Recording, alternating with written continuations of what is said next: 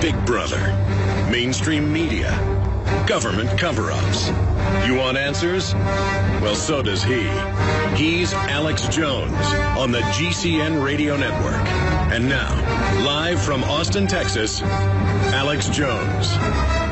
Well, I normally get up at about 6 a.m., but I don't normally roll out of bed with my reporters calling me from the Alps in Austria, where there are federal police, helicopters, you name it, 6 miles away from Bilderberg 2015.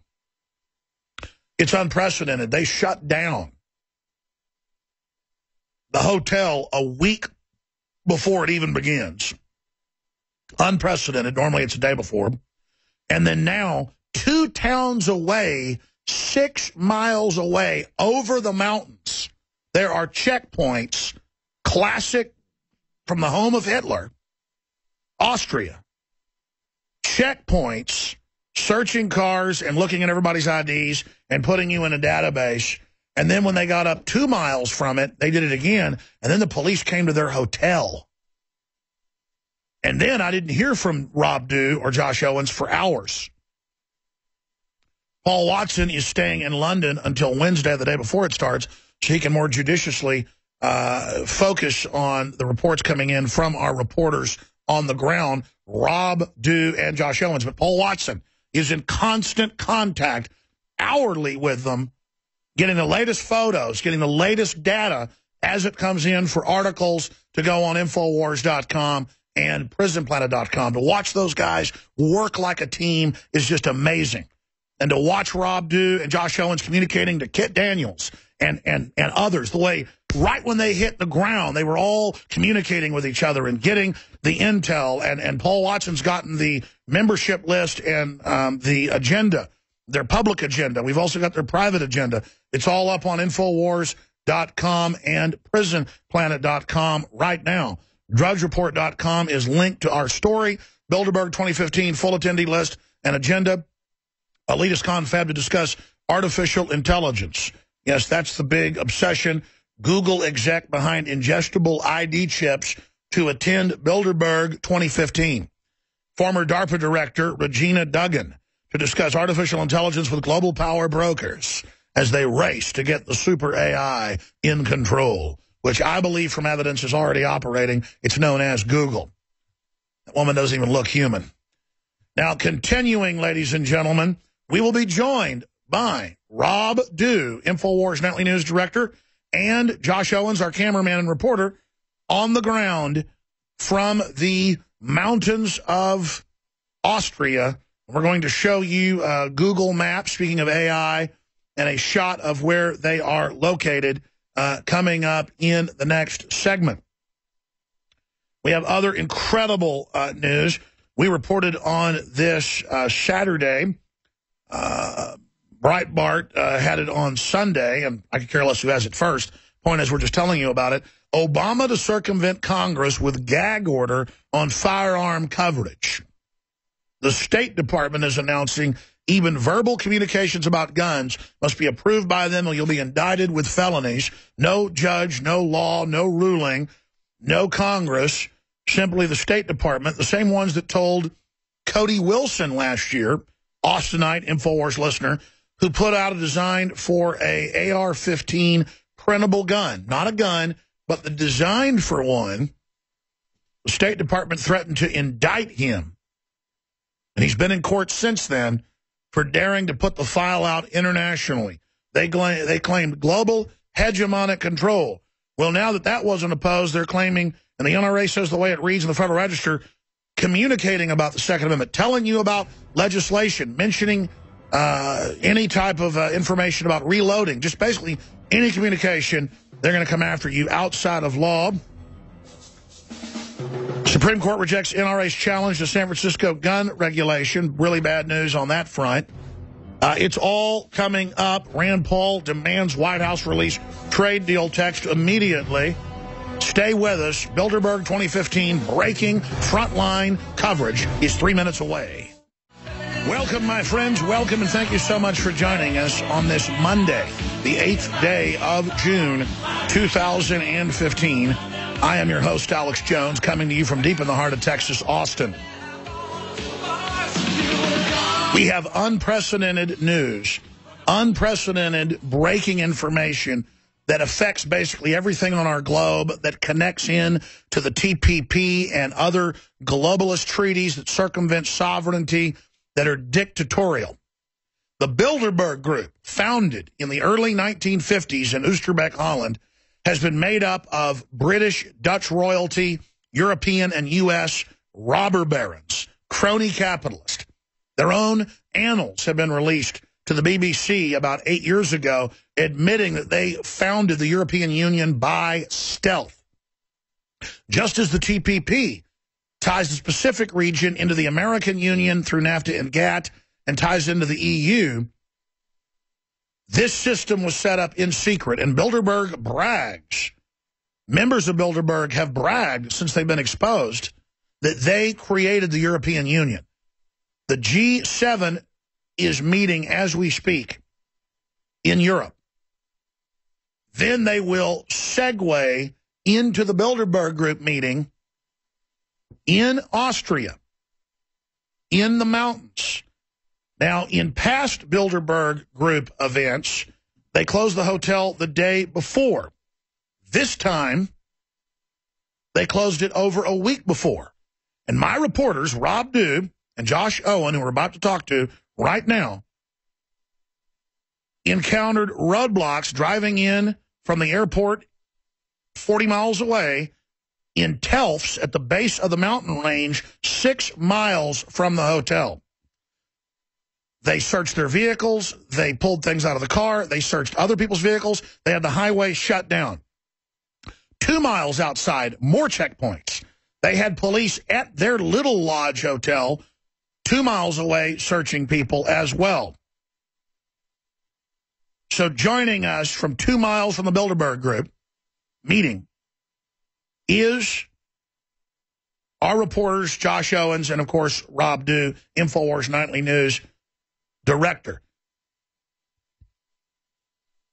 This is unprecedented because 10 years ago, mainstream media would say this didn't exist. But thanks to DrudgeReport.com, the London Guardian gets credit as well, they began to link to our stories about a decade ago, forcing national debate. I've had the New York Times come out and say, this doesn't exist.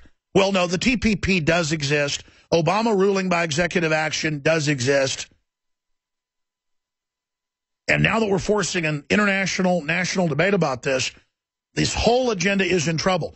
Senator Paul is demanding Obama release the TPP right now.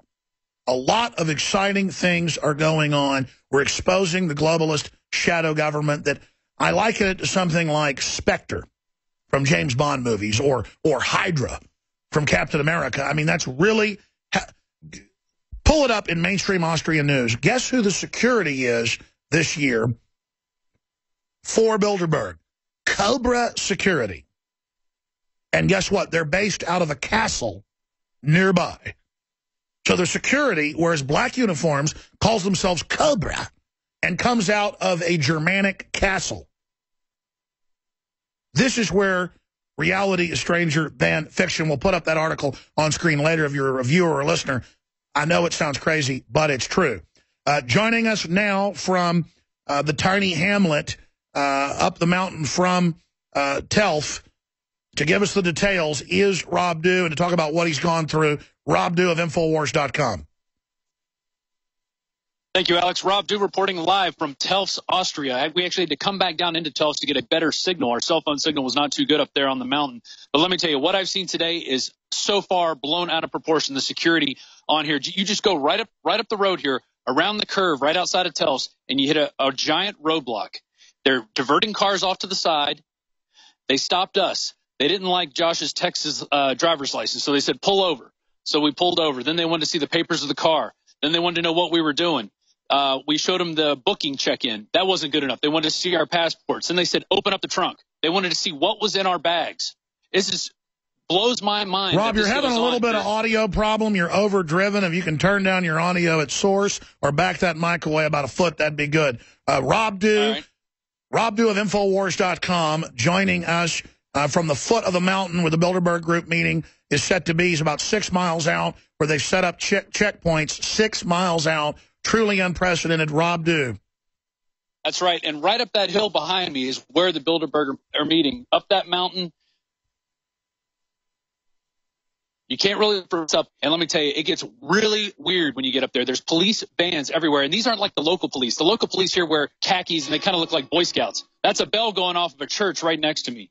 If you want to pan up there and see that, we're right next to this giant church. We decided to come down here and shoot.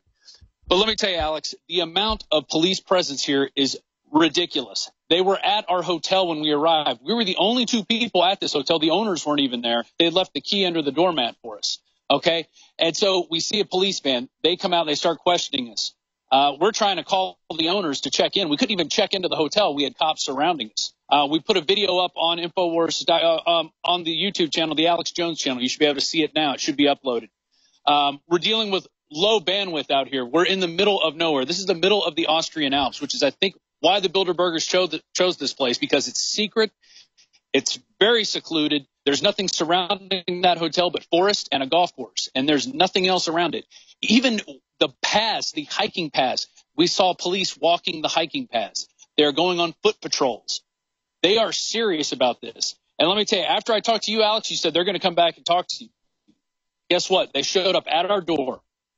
About 8 of them show up, and then more show up. They just come marching down the hill. They want to see our passports. They want to start checking us over. Rob Dew, Infowars.com, nightly news director. I want you to start over from the beginning, flying into Austria, driving in, A to Z. Tell us about what's happened in your last 8 hours there on the ground where it's about to be evening. Okay. Yeah, it's about 6 o'clock, 6:30 right now. We flew in. We first made a stop in O'Hare, and I decided to shoot a report, ask some people about Bilderberg. Nobody really knew about it. Nobody knew anything about it. They thought it was a group. And that's what I find. Most people just don't know what it is. I was at a party with some buddies of mine, told them I'm going to the Bilderberg conference in Austria. And they go, Bilderberg? No, it's not Bilderberg, people. It's the Bilderberg group. It's some of the most influential people in Western culture, Europe, Canada, United States. They all get together and they all conspire in secret. And they say it's a private meeting, so they don't want you there, but they make you pay for all the police presence. There's 2,000 cops crawling over this mountain right now that the people of Switzerland, or in Austria, the people of Austria are going to be paying for out of their tax dollars when they don't have taxes for roads. That's right, Rob Dew. And so describe, once you got to Austria, break down what happened to you today. All right. So we pull into Telfs. We finally got here. It took a long time, long flight across the Atlantic Ocean. We pull into Telfs. Everything looks fine. We round the corner outside of Telfs. And boom, giant security checkpoint. They're diverting the traffic off to the right. They're stopping people. They have a canopy built over this area. I mean, it wasn't something that they just built. This wasn't just a couple of cones. No, it is a giant roadblock, and this is the future. This is the future if people don't wake up and start demanding answers and demanding accountability from people who are part of the Bilderberg operation. So we got pulled over, and they asked to see Josh's license. He shows them his Texas driver's license. He goes, Texas, eh? And then he wants to see our passports. And then we show them they don't like that we're going up that area, so we show them the booking papers and say, hey, we're staying at a hotel right up the hill. And they didn't like that. They wanted to see my passport because my name's attached to the booking. And then they go, well, get out. Let's see the car. So then at that point, I pulled the camera out and start filming. And then I guess he was a higher ranking official there. He had a different colored shirt on, different hat. He says, no, don't do that. So he tapped me on the shoulder, so I put the camera down. Because I don't know how these guys act here, especially the police that are patrolling right now are a lot different than the local police here. The local police here kind of look like Boy Scouts. They have khakis with green. These guys are wearing blue military fatigue. They're federal police, yeah. and we're showing amazing footage of when they came to your hotel after. So go through all this. First, you go through a checkpoint. They pull you over. They're searching. Continue. Right. So we got through that. We go up the hill. We pass 2 or 3 other cars. We see more of them on the trails, just standing around, just setting up perimeters. Then we get to where our hotel is. As we pull in, nobody's there except another police van. There's another police van, and we see guys walking down the trail. They've been on a foot patrol. So we're trying to unload our stuff, figure out where we're going to put our stuff, find our room. We finally get into our room. We start unloading stuff. And during this time, Josh had talked to a couple guys. We were trying to call the owners to get the key. And you can see that footage. It's there in the video. They're surrounding him, questioning, what are you doing here? Who are you? Da-da-da-da-da. So, and let's remember, you're about 2 miles then from even the property line of the big resort where the Bilderberg Group is going to be meeting in 5 days or 4 days now. I mean, simply right. incredible. Yeah, they're not going to be there till Thursday, Alex. Today is Monday. It's Monday morning. But they had the trails closed off last week. They've had these federal police out here for almost a week now. And it's ridiculous. This is taxpayer money. Well, remember, supposedly this group didn't exist. Then when it did exist, there's no governmental decisions being made, but their own annals have been leaked. They are making decisions. This is just a continuation of the G7. We've got Jeb Bush in Europe right now, reportedly deciding whether he's going to run or not. Now, this is where Bill Clinton went in 1991 and came from nowhere. It's where Tony Blair went in 1994 before becoming prime minister. These are the major kingmakers. When we come back, Rob Dube is reporting from Austria, 6 miles from Bilderberg, with checkpoints all the way up over the mountain to the other side, where the Bilderberg Group is set to be meeting. And for a week, Austrian papers have reported the federal presence there crawling all over the hills, looking to stop any reporters that dare try to go to this meeting that isn't important. All right, Rob Dube, InfoWars Nightly News Chief of Staff, is up there with Josh Owen of InfoWars. They're in Telfs, 6 miles away, to get internet. There is another little town that they're staying in that's up on the top, and you go over the mountain, and Bilderberg's 2 miles away, the hotel there. Tell us, again, the name of the little town up on the top of the hill where you're staying, and then describe the hotel where Bilderberg, huge luxury complex, golf course, you name it, out in the middle of the Austrian Alps. And this is truly unprecedented. Not even G20 sets up checkpoints 6 miles away, not even G7. And, of course, we see G7 meeting right before Bilderberg. You'll have the very people that are at the G7 at this event. When I was in England 2 years ago, of course, the prime minister was there, and they said, oh, he won't be there. And then, of course, he did show up and became a national news story. They do not want to be revealed because then their agenda of TPP and the rest of it starts getting exposed, just like the exposure of Bilderberg is now forcing the UK to go for a vote and a referendum, which they never had, on being under the EU. Imagine being absorbed by another grouping of countries and you never had a vote. So Rob Dube joining us again from Telfs, Austria. Describe the topography, describe the local geography, and give us a 360 pan. Sure, I'll do that. The place where we're staying is called Buchan. And it's a little hamlet. Probably where we're at is actually 2 lodges and a little small apartment. And then across the street, there's a couple other buildings, but that's about it. It also has a bus station there. And then you go a little bit further down the road and you hit the Hotel Interalpen. And that looks like a giant pyramid. Go figure. That's where the elites would want to meet in something that looks like a giant 3-sided pyramid. And there's a golf course up there. And then there's nothing much else up there. But let me give you a quick pan. We're staying up the hill, up the hill. It's up the mountain. But let me show you over here, Alex. Look at this. I mean, nothing but beautiful tranquility, mountains. You hear birds chirping. There's a car going by every once in a while, but really peaceful. And that peace is being totally decimated now by these federal cops. Well, you know why? Because smog moved into the mountain. That's right. He liked the gold that was contained within the mountain. And he doesn't like you being there, so his orcs are running around looking for any press. That is a perfect metaphor for what is going on, because they are orcs. They gave Josh the stink eye really bad at the end. They go, we will tell you where you can go. You can go here. You can't go there.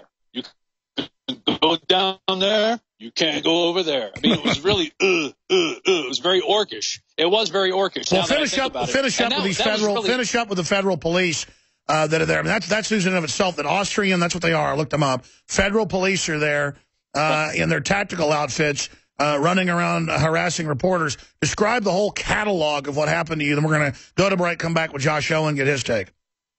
Well, so we were putting together footage of the interaction at the checkpoint and then the first interaction at the hotel.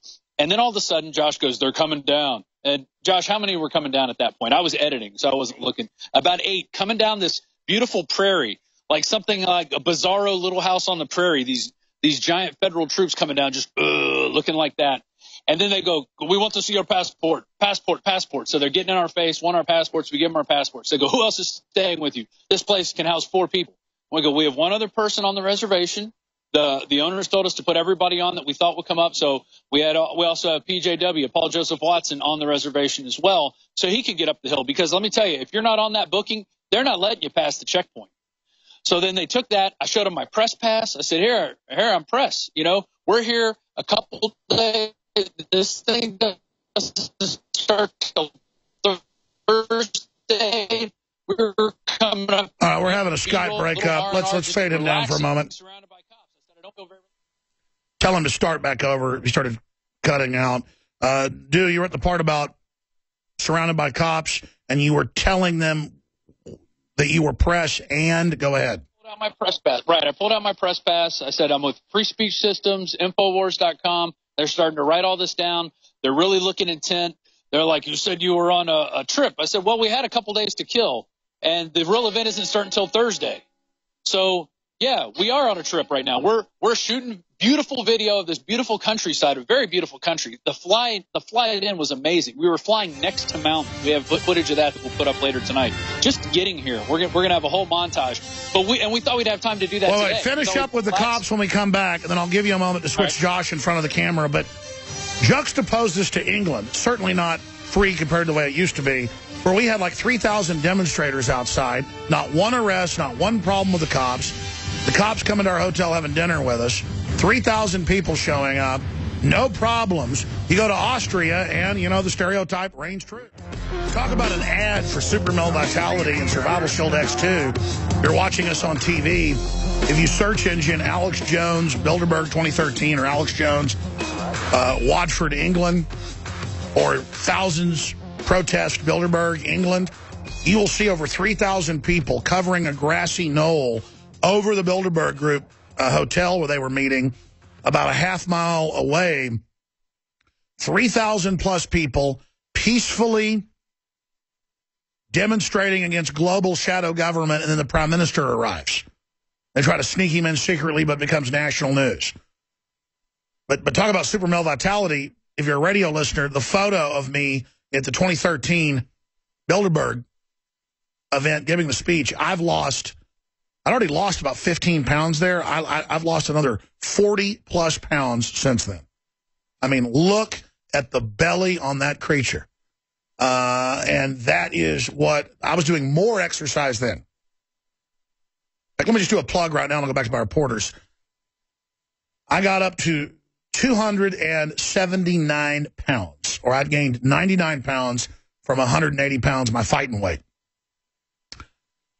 And I've lost 60-plus pounds since then. I mean, when I got my shirt off and stuff, I've taken the photos and shown people. It's at InfoWarsLife.com. I almost have a six-pack now. On the sides of my stomach, muscles. I have bumps now, muscles. I lose like 7, 8 more pounds, I'm going to have a six-pack. I've got a long torso, so bending over, there's still a small belly there. But I've gone from being obese. I've gone from being in perfect shape to being obese to now getting back towards it, doing less exercise than I was 3 years ago. I was swimming a mile almost every day, trying to jog, lifting weights, and it just wasn't doing it because I didn't have the iodine in my body I needed. And the photos we have on screen right there was just what I lost in 45 days, taking Super Male Vitality and X2 religiously and not forgetting to do it.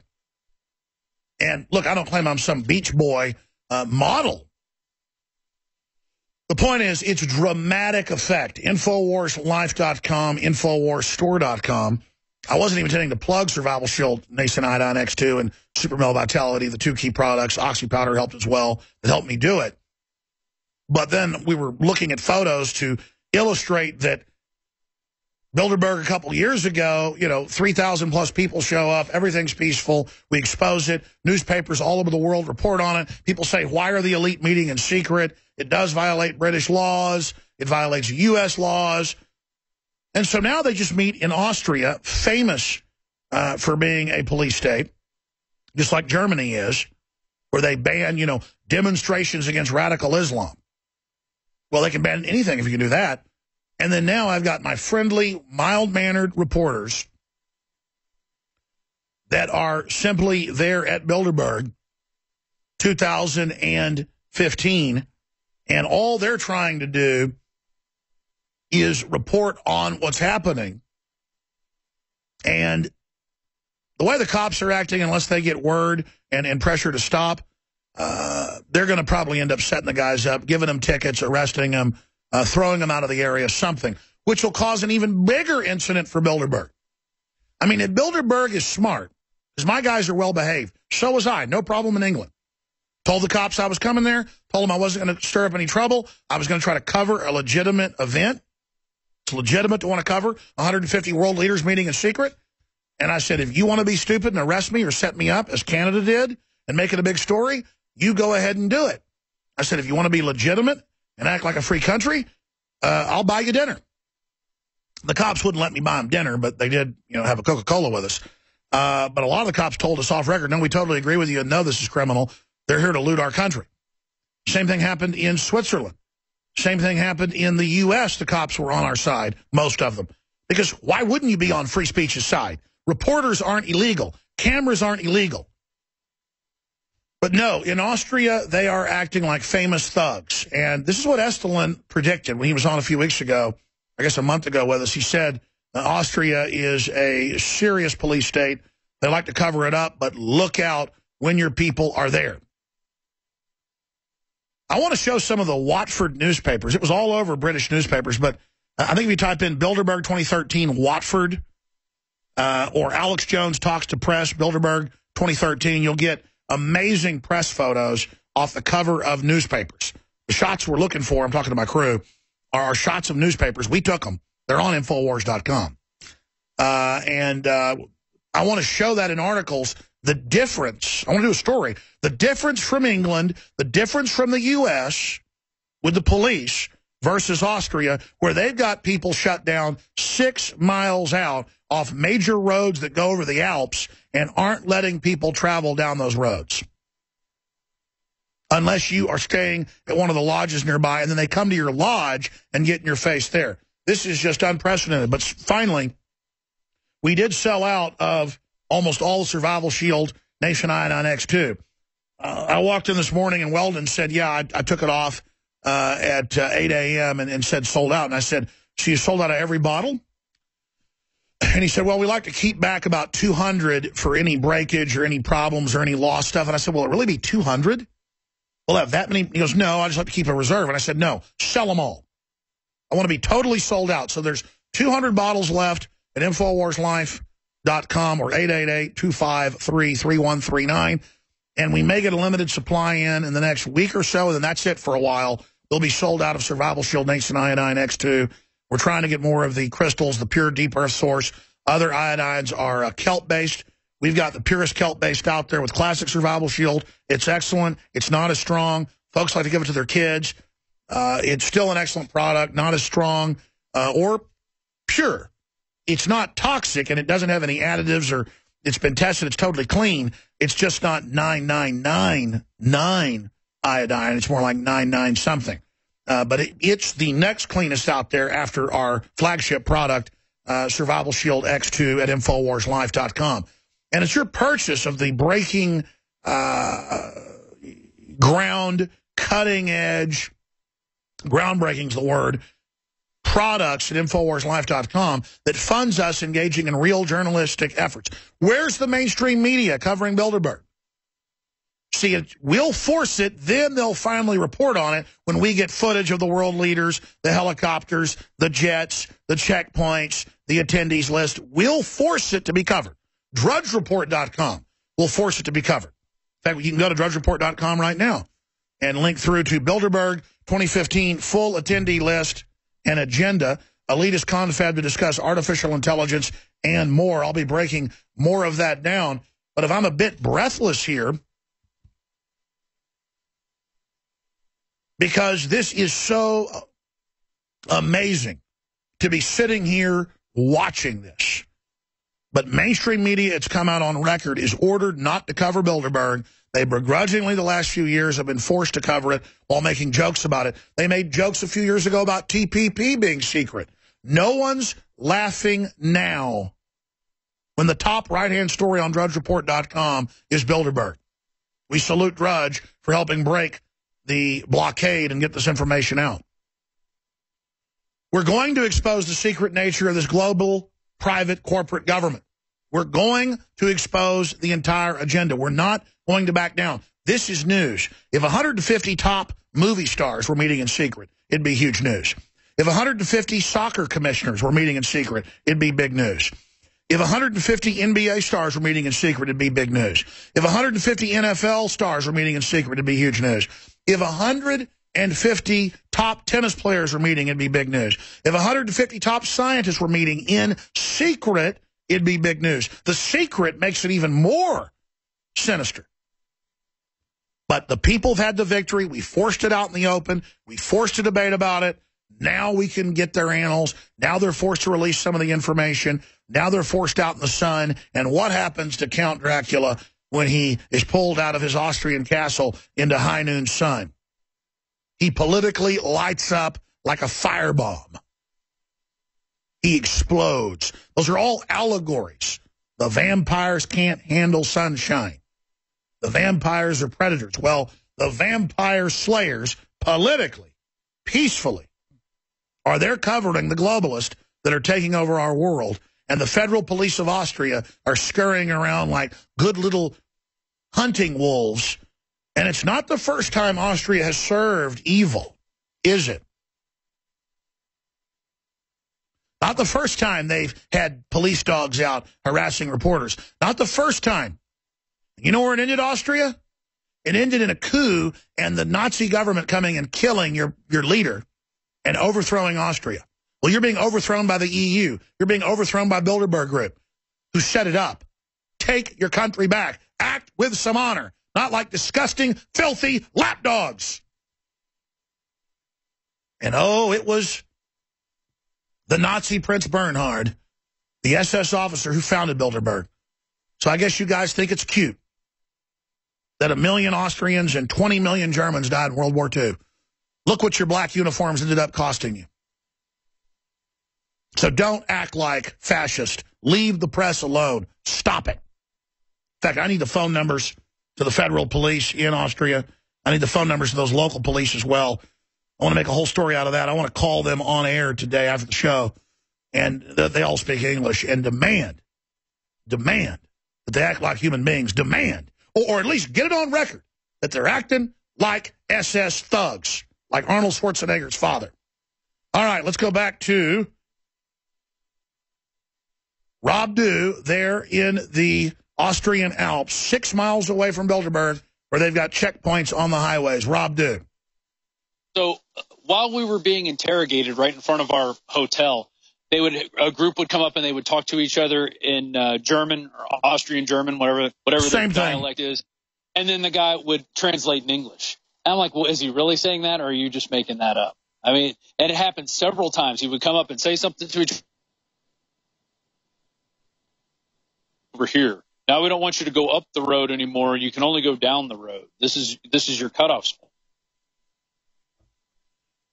Yeah, I would ask them while your Skype's breaking up, I would ask them, under what authority do you violate free movement?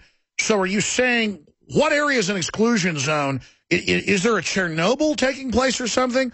I mean, are you putting a travel advisory out that people aren't welcome in this region of Austria? Under what authority do you operate? I want your superior. Well, and that is the whole secret. They don't want anybody to know about this. They just want to keep it under wraps, and they get a lot of help from the media. There's a publisher here it's called Der Standard. His name's Oscar Bronner. He's been to several Bilderberg meetings, and he asked me not to. Oh, okay. 150 of the world's richest, most powerful people get together, and there's nothing to write about. I mean, that's just insane. Totally insane. Rob, your Skype cut out. What did you say about the publisher? The publisher, his name is Oscar Bronner, and he's publisher of Der Standard, D-E-R Standard, which means the standard here in Austria. And he's been invited to several Bilderberg meetings. And he is told that you don't write about this, which is why he doesn't do it. He goes, well, they asked me not to, so I don't. And that's his way of getting into the club. And that's in the newspaper. That's in the paper. I mean, they just admit all of this. It's sick. Yeah. But that's why you don't really hear about, they talk about it in these esoteric terms. They don't really get down to the meat and potatoes of what these guys are really discussing. They go, oh, it's just, they just want to get together and talk in private. No big deal. Well, no big deal. Why do you have 2,000 cops running around the hillside, climbing up the mountain, bugging us when we're just in our apartment editing video? I mean, we're not criminals.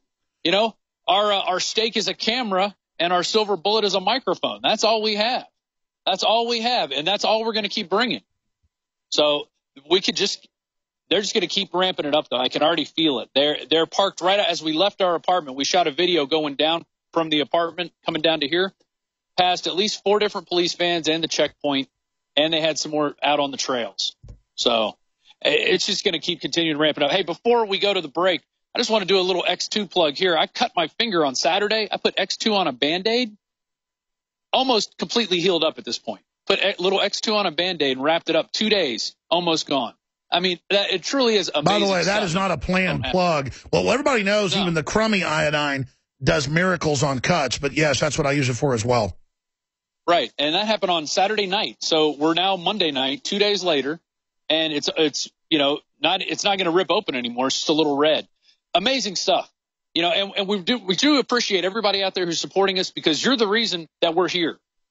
We're the reason that you're the reason that we're here, able to see all this, expose it for what it is, and get it out to you and the rest of the people out there who can't make it here. It's by all those little contributions, by going and supporting us at the store, by getting a Prison Planet TV membership. We really do appreciate it, and we're going to have a lot more to come. I've got the whole confrontation when the cops were asking us for our passports. I have that on cell phone audio. I started recording immediately as they started coming up.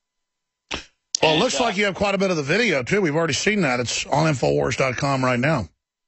Right. Well, there's the second confrontation. And if I could track that other guy down who's the guest staying at the apartment, I think he was taking some pictures while we were surrounded by the cops. It was absolutely. Well, just when you roll up the mountain, too, to get footage at the checkpoint, we've already got some of those photos. They're on Infowars.com.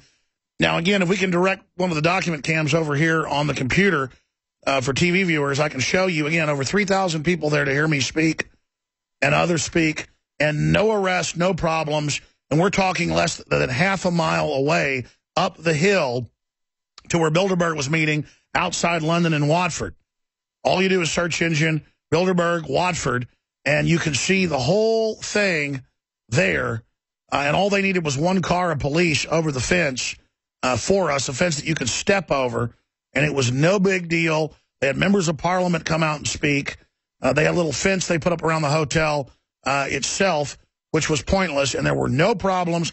Nothing happened. This idea that demonstrators or media are somehow dirty and bad shows how totalitarian the leadership of these organizations are. I mean, it's simply disgusting. In fact, here's a great aerial photo of the 3,000-plus people the police estimated from helicopter that were basically put in a area of the hotel's property in the corner for us to give our speeches. That's how a free country operates. And I'm not saying England hasn't degenerated a lot, but boy, compared to Austria, it's amazing. Rob, dude, take us out to break with any other points, and I'm going to come back and talk to Josh O and get his take.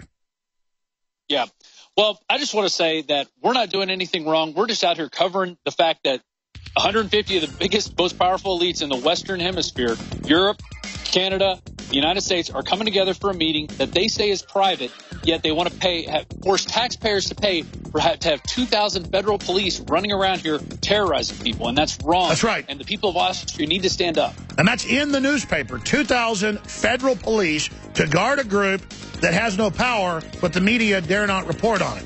But DrudgeReport.com is reporting on it, Infowars.com.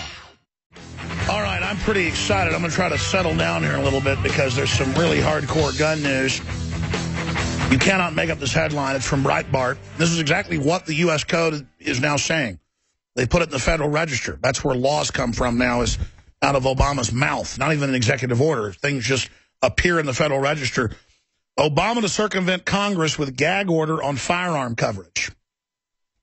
And it says you will get government approval to talk about guns in any way.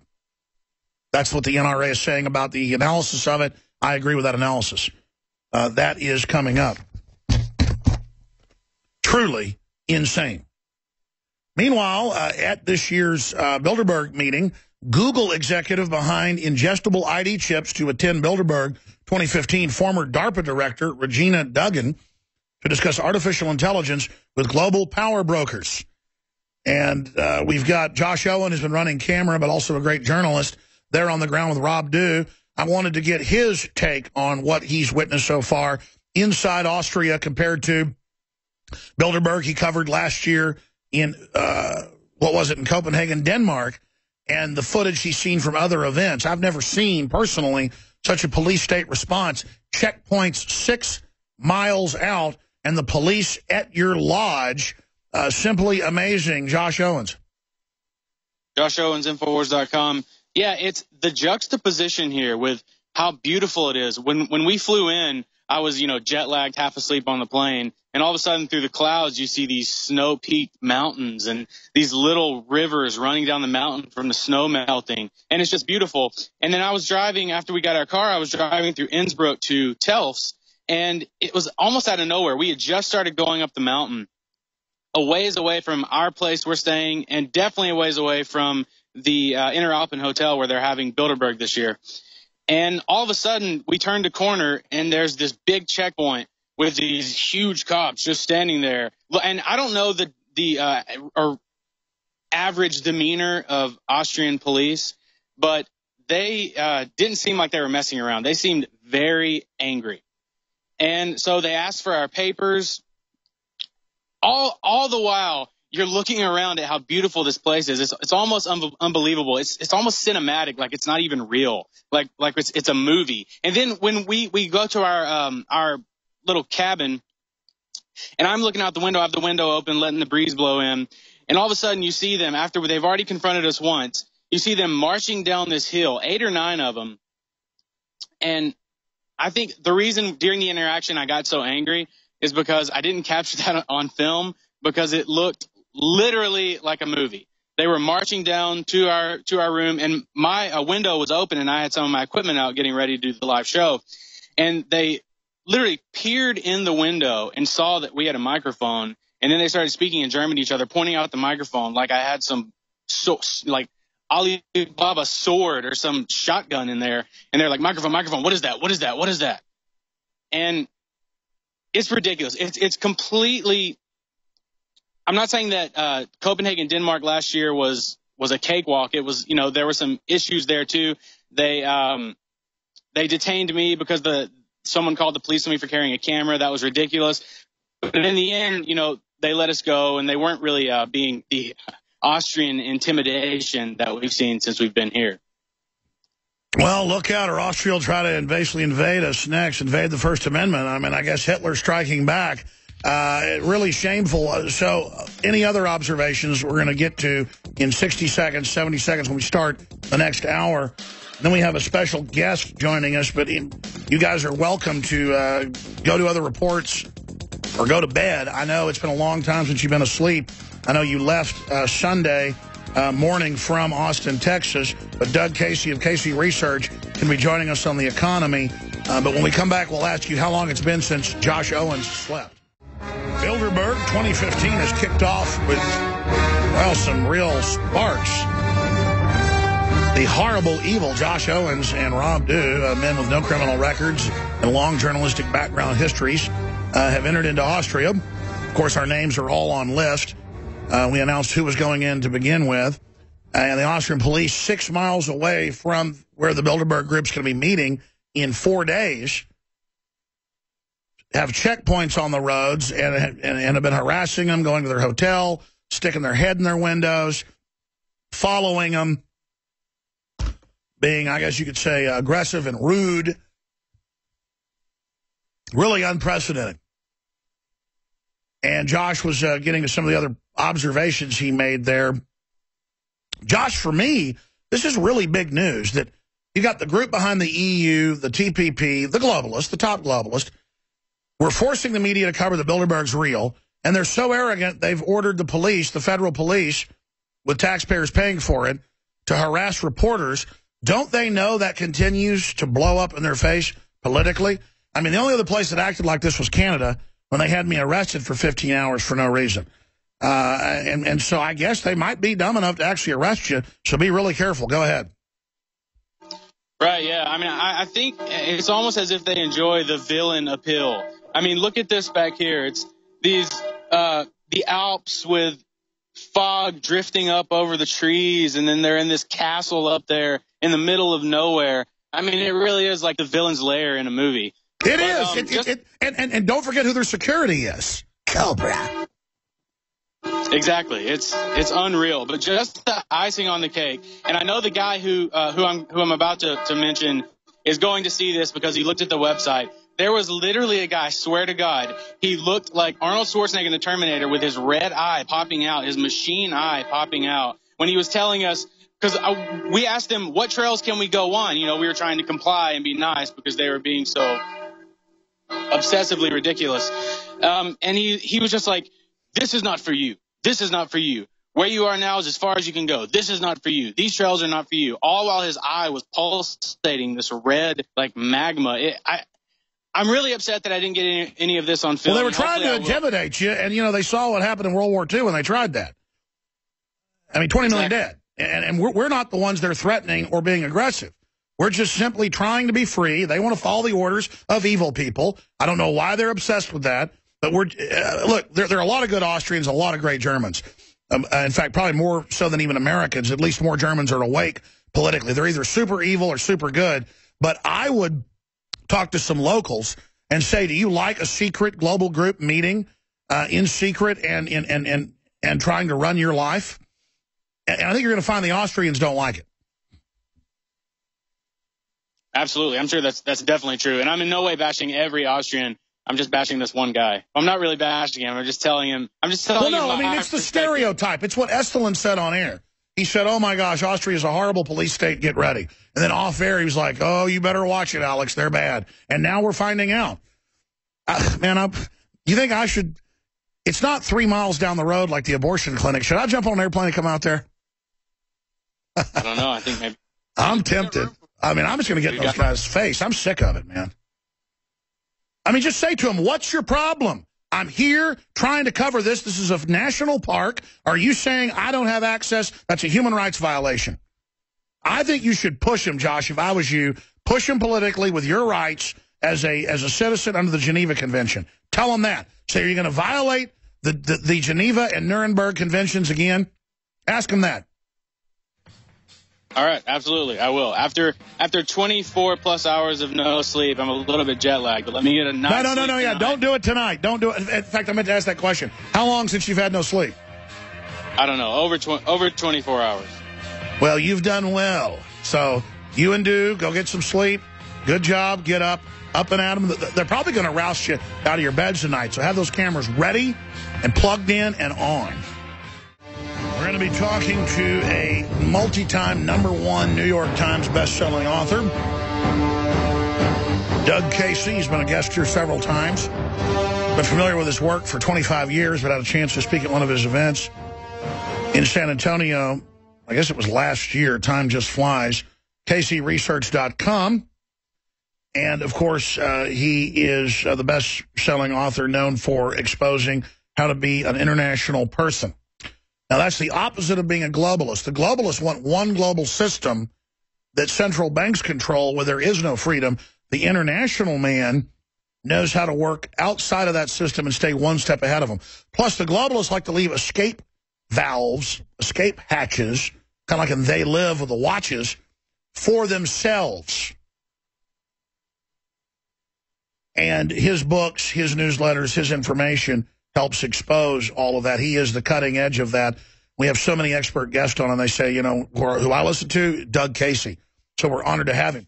This with the backdrop of the globalists setting up the TPP that Congress can't read, that sets up one-sided trade deals for insiders, censors the Internet, tries to end cash globally, tries to track all transactions.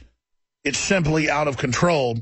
We have our reporters at Bilderberg, where these 150 crony capitalists are meeting, and 6 miles out from the meeting house, 4 days till it starts, they've got checkpoints on the highways. Those videos, all of that is up on Infowars.com, PrisonPlanet.com, and DrudgeReport.com. On the top of the right-hand side has Bilderberg 2015 full attendee list and agenda. The latest confab to discuss artificial intelligence. So we'll be breaking that down coming up in the third hour. Getting into, speaking of executive power grabs, we reported on this Saturday, if you don't believe us or the NRA, Breitbart has their headline, Obama to circumvent Congress with gag order, that's a quote, on firearm coverage. So they're now saying firearms are so dangerous, we'll decide what speech is allowed with guns. And we're going to put it in the Federal Register by the State Department, the same people that banned putting the design for 3D printable guns last year. They said, we'll indict anyone in the world who puts these designs on the internet as if they are the global power. Just like the U.S. just indicted, 40-plus FIFA members, which I'm sure there's some corruption, but this is like Satan sitting in judgment of a low-level demon, stinker tail or whatever. A low-level demon that can't even, wipe its nose. This is like Hitler sitting in judgment at Nuremberg in the Nazi Party.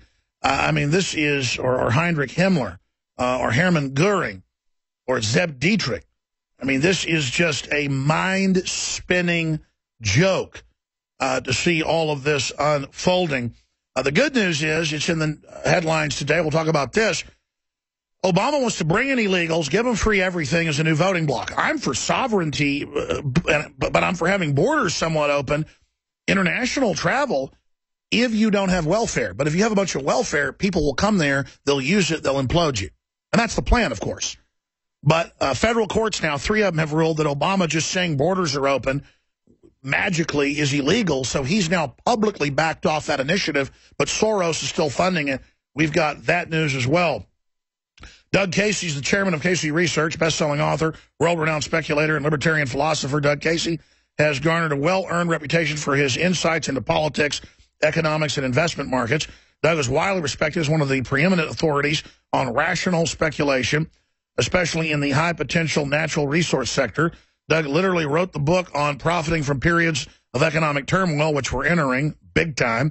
His book, Crisis Investing, spent multiple weeks on the #1 New York Times best-selling list and became the best-selling financial book of 1980, surpassing big-caliber names like Free to Choose by Milton Friedman and The Real War by Richard Nixon and Cosmos by Carl Sagan.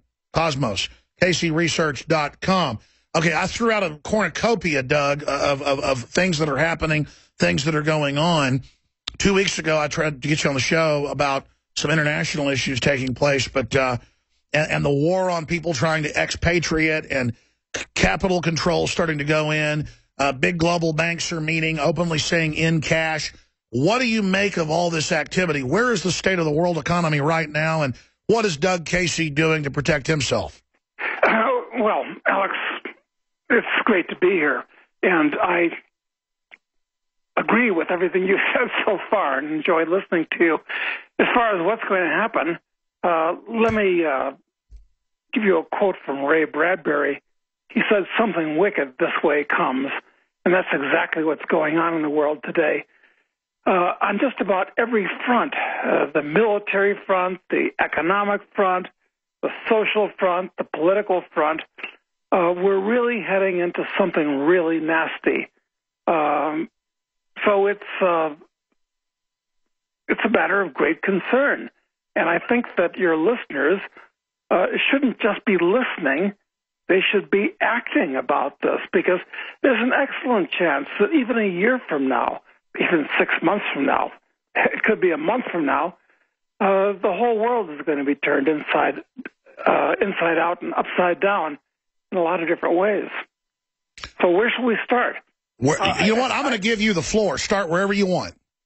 Well, I have to agree with you. First of all, what you said about FIFA, most Americans really don't give a damn about soccer. I mean, most of what we know about soccer relates back to Brandy Chastain back in 1999 when she ripped her jersey off and displayed a wonderful body. Yes. When she scored that winning goal against the Chinese women team in a FIFA tournament. But, so they're making a big deal out of a bribery scandal in FIFA. But, most people are unaware that FIFA is a private group. It's been around for 100 years. It's controlled by the guys that run it. Okay, that's fine.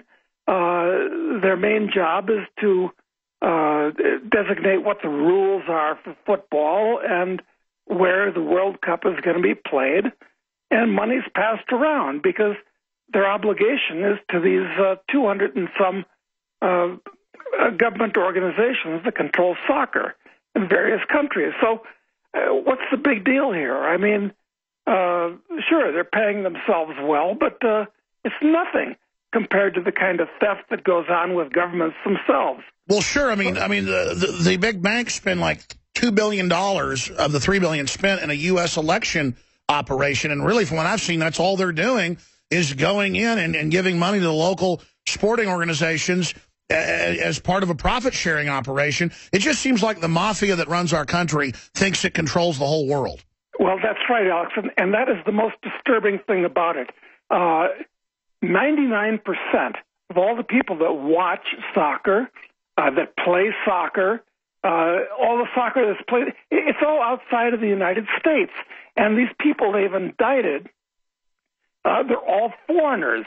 And it's like the U.S. government, of all people, has become the world's moral arbiter and the world's policeman, where they're actually going to foreign governments and getting these foreign citizens extradited to stand trial back in the U.S.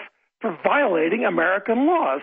And they're nonsense laws, like money laundering, which only became a crime, was manufactured as a crime only about 30 years ago. I mean, this is all shocking. I mean, nobody's safe anywhere in the world from the reach of the U.S. government anymore. This is just one more example. It's in the same class as last year when the U.S. sent a SWAT team into New Zealand to attack Kim.com, who's a German citizen and was violating no laws, either in New Zealand or... Well, sure, let's expand on that. Law lets IRS seize accounts on suspicion, no crime required. That's the money laundering law that's written to be so broad. Outside of law, a 40-plus year Mexican restaurant that's got like 8 seats deposits the cash every day. They admit the cash is all clean. They're putting it in the bank, so they steal the woman's $37,000 life savings. And, I mean, it's just crazy what our government's turned into. Yeah, it is. It's really turned into a cancer that's metastasizing, and it's taken on a life of its own at this point. It's a great matter of concern, and it's one reason why I really emphasize internationalizing yourself so that you're not totally under the control of the U.S. government. I mean, the risk in the financial markets is extreme, but it's nothing compared to the political risk that you have from your own government. Very, very disturbing. What do you think's spurring the power trip to have our, I know you're an expert on this, our government starting a war with Russia, starting a war with China, and we're not lionizing Russia or China, but they're not the ones aggressively, especially Russia, doing this. And it even came out in mainstream news today that our government admits they tried to overthrow Egypt, our ally, and put the Muslim Brotherhood in. So now Egypt's joined Russia and doing joint naval patrols. Why would they double-cross 35-year allies and put radicals in that chop Christians' heads off? Has our government gone criminally insane? I think that's a reasonable way to describe it, actually, Alex. And looking at this brouhaha in the eastern Ukraine, what we have there are 2 provinces that are populated mainly by Russian speakers. The Ukraine isn't a real country anyway. It's kind of a political intertidal zone where a bunch of nationalities are caught between Russia and Romania and so forth. So these 2 provinces want to split off from the bankrupt and corrupt Ukrainian government and become independent. And the U.S. is backing the corrupt Ukrainian government in making these two provinces stay part of the Ukraine. I mean, this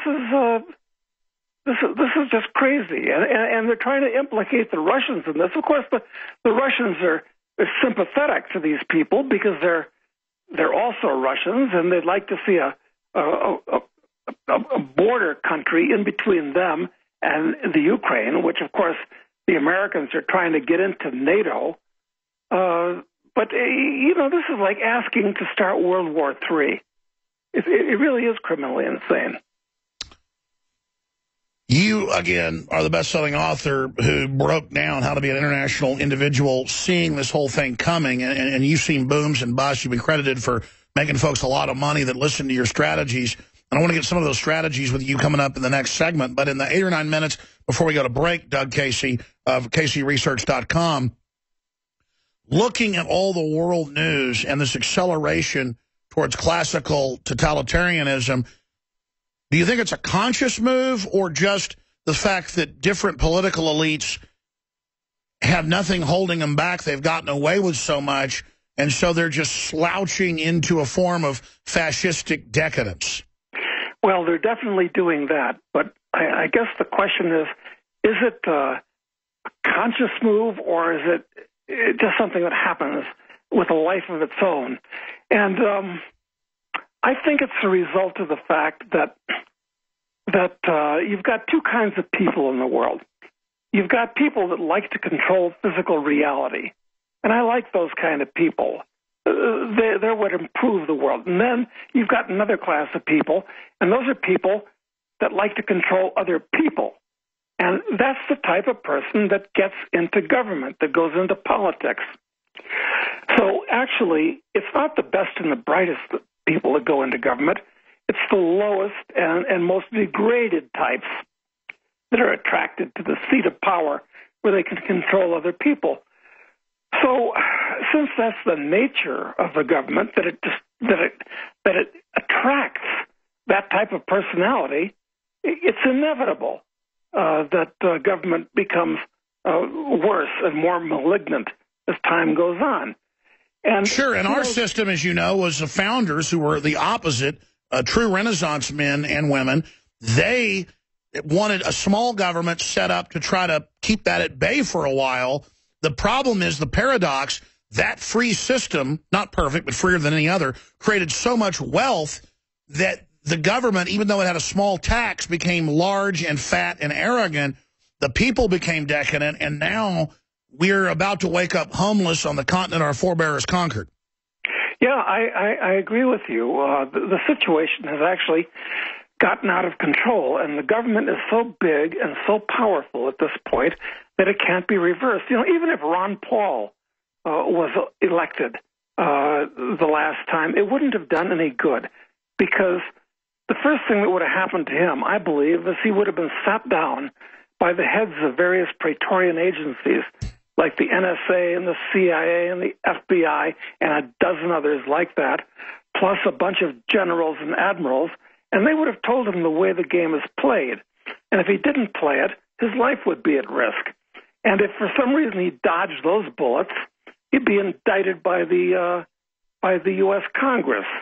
And if for some reason that didn't work, the average American would be out in the street rioting because his rice bowl was going to be broken, because the average American at this point gets more from the government than he pays in taxes. Not that I believe we should even have taxes. Well, sure, but that's where I was going to go next, is he'd make some economic announcement, they manipulate the stock market, that's on record now, they would just dive it for a week, claim he did it, and all these fools would then say, run him out on a rail, they would support his impeachment. Yeah, I think you're right, Alex, and I'm afraid that when the next crisis really blows up in the next little while, the American people, Bubis Americanus, as H.L. Mencken said, is going to clamor for somebody to kiss it all and make it better. We could very well wind up with some type of a military dictatorship in this country as the next step. Well, that's what General Tommy Franks told Cigar Aficionado in 2013. I'm a fan of Cigar Aficionado. Do you like cigars, too? I do like them, and of course the type I like they try to embargo. That's right. Well, when I see you next, we're going to have to sit down over a whiskey and a cigar and chat about all this stuff at leisure. But of course, tobacco is becoming illegal in this country, so we might have to smoke that cigar someplace outside of the U.S. It's amazing. From land of the free, home of the brave, to the land of, what would you call America now? Because there's still a lot of great people here. You know, I was running down... I'd call most of them whipped dogs at this point. They're whipped dogs, and when somebody in a uniform points a finger at them, they roll over on their backs and wet themselves. It's absolutely disgusting. I mean, the idea of America is dead in the United States at this point. It certainly is, and the constabulary itself are a bunch of whip dogs, scared, following orders. I do see, though, in the federal government and at state levels, we get a lot of leaks, a lot of good intel. As bad as the government is, per capita, there are more awake people I'm finding now in government because they know that things are getting really corrupt than I even see in the general population. So I do find that people in government finally realize and understand something wicked this way comes. Yeah, you're right, Alex. But I'll tell you what concerns me. It's that the good people that are in government, I think they're being driven out by the bad people. In other words, a decent person, as more and more bad people gravitate towards the government, he doesn't want to be in that environment. It scares him, with good reason. He wants to go out someplace else where he's not surrounded by criminal personalities. So, I mean, that's another reason why I think it's getting worse. I hate to be so negative. No, but we got to be honest, and that's what founded America. Talk about your philosophy, what made you come up with this international man idea that became really a sensation and still is today for a record number of expatriates and others. When did the worm turn for you, or were you always that way, Doug Casey? Well, you know, like yourself, I'm a libertarian. I believe in free minds and free markets, and I think I was born that way, quite frankly. It may be some type of a genetic mutation for all I know. But the thing is that all of our ancestors, all of us who are Americans, they all came here from foreign countries. And everybody, our ancestors came to America because they wanted to get away from being turned into slaves in different countries around the world. The problem is that the U.S. government, since it's going in the same direction as those governments that our ancestors ran away from, now we have to run away from, we have to go someplace else ourselves. We have to, like, find a new America someplace. But King George the 10th knows we're running away, and so now our own government's creating a global government to try to capture everyone. Yeah, it's right. That's right, because we can try to run, but we can't hide. I mean, the fact that at this point it's very, very hard, almost impossible for an American to open up a foreign bank or brokerage account means that we're trapped like lobsters here in the United States. Now, of course, most Americans are going to say, I don't want to leave America. This is the greatest country in the world. And it certainly used to be. But you no longer even have the option of living somewhere else, because if you can't open up a foreign bank or brokerage account, how are you going to get your money out of the country? I mean, the various exits, possible exits, if you want to take advantage of them, are closing almost daily. You're right. Doug Casey, CaseyResearch.com. Stay there. We're going to come back in the next segment and get into solutions and your prognosis for the future. What's wrong? You don't like a small group of psychos hijacking your country? Well, become president of the United States and change it from the... Never mind. 3 shots were fired at President Kennedy's motorcade in downtown Dallas. President Kennedy has been seriously wounded by this shooting. CaseyResearch.com, Doug Casey. We're going back to him here in just a moment. It has to be individual philosophy of liberty, voting with your dollars, promoting freedom, defending it staunchly, getting in the face of government or corporations or others that trample on those rights, or you will be usurped, you will be taken over like a vacuum. You create a vacuum down at 100 feet underwater, the water's going to figure out a way to get in there. Nature abhors a vacuum. And if you don't stand up and promote the principles of freedom, if you don't jealously guard that jewel, as Thomas Jefferson said, you will wake up homeless on the continent your forebears conquered, to quote Thomas Jefferson yet again. I was quoting him earlier and didn't want to plagiarize. We are at that crossroads. In fact, we've already gotten to the crossroad and started going down the road to absolute serfdom, the road to total tyranny. We can still look back and see the fork, but if we go much further, if we go back, it's going to be overgrown, and there's a rock slide in the way. That's what happens politically, societally, historically. We've almost reached the point of no return, and then there are avenues for us through the path we're going down. If we survive it, if pockets of freedom persist through the gates of hell that we're entering, Mordor, Hades, if we survive this trip across the river Styx from the death of freedom, I guess there could be some fiery phoenix on the other side that rises again. It'll probably make our metal that much stronger. It was great tyranny that caused our forebears to stand up in 1776. But they faced a financial tyranny, a military tyranny, not a cultural malaise, a diseased, filthy decadence, a soul-rotting collectivism, the welfare dole that was used to control citizens of Rome. There was not a big welfare system in King George's day except for those allied with the throne. There was not a general welfare system written in to be inverted to basically create a domesticated population.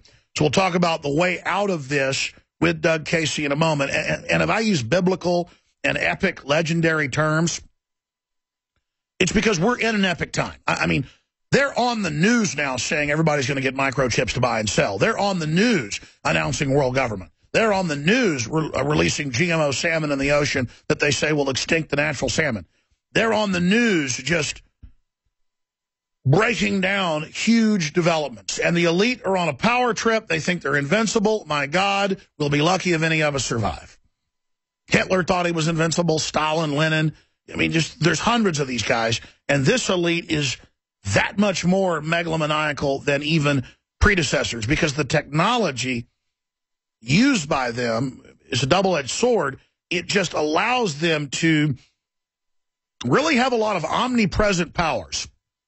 The problem is they're still humans using them.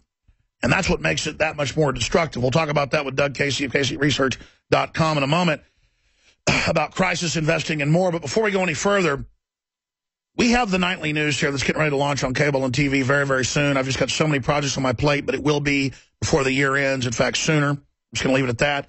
New website designs, so much more.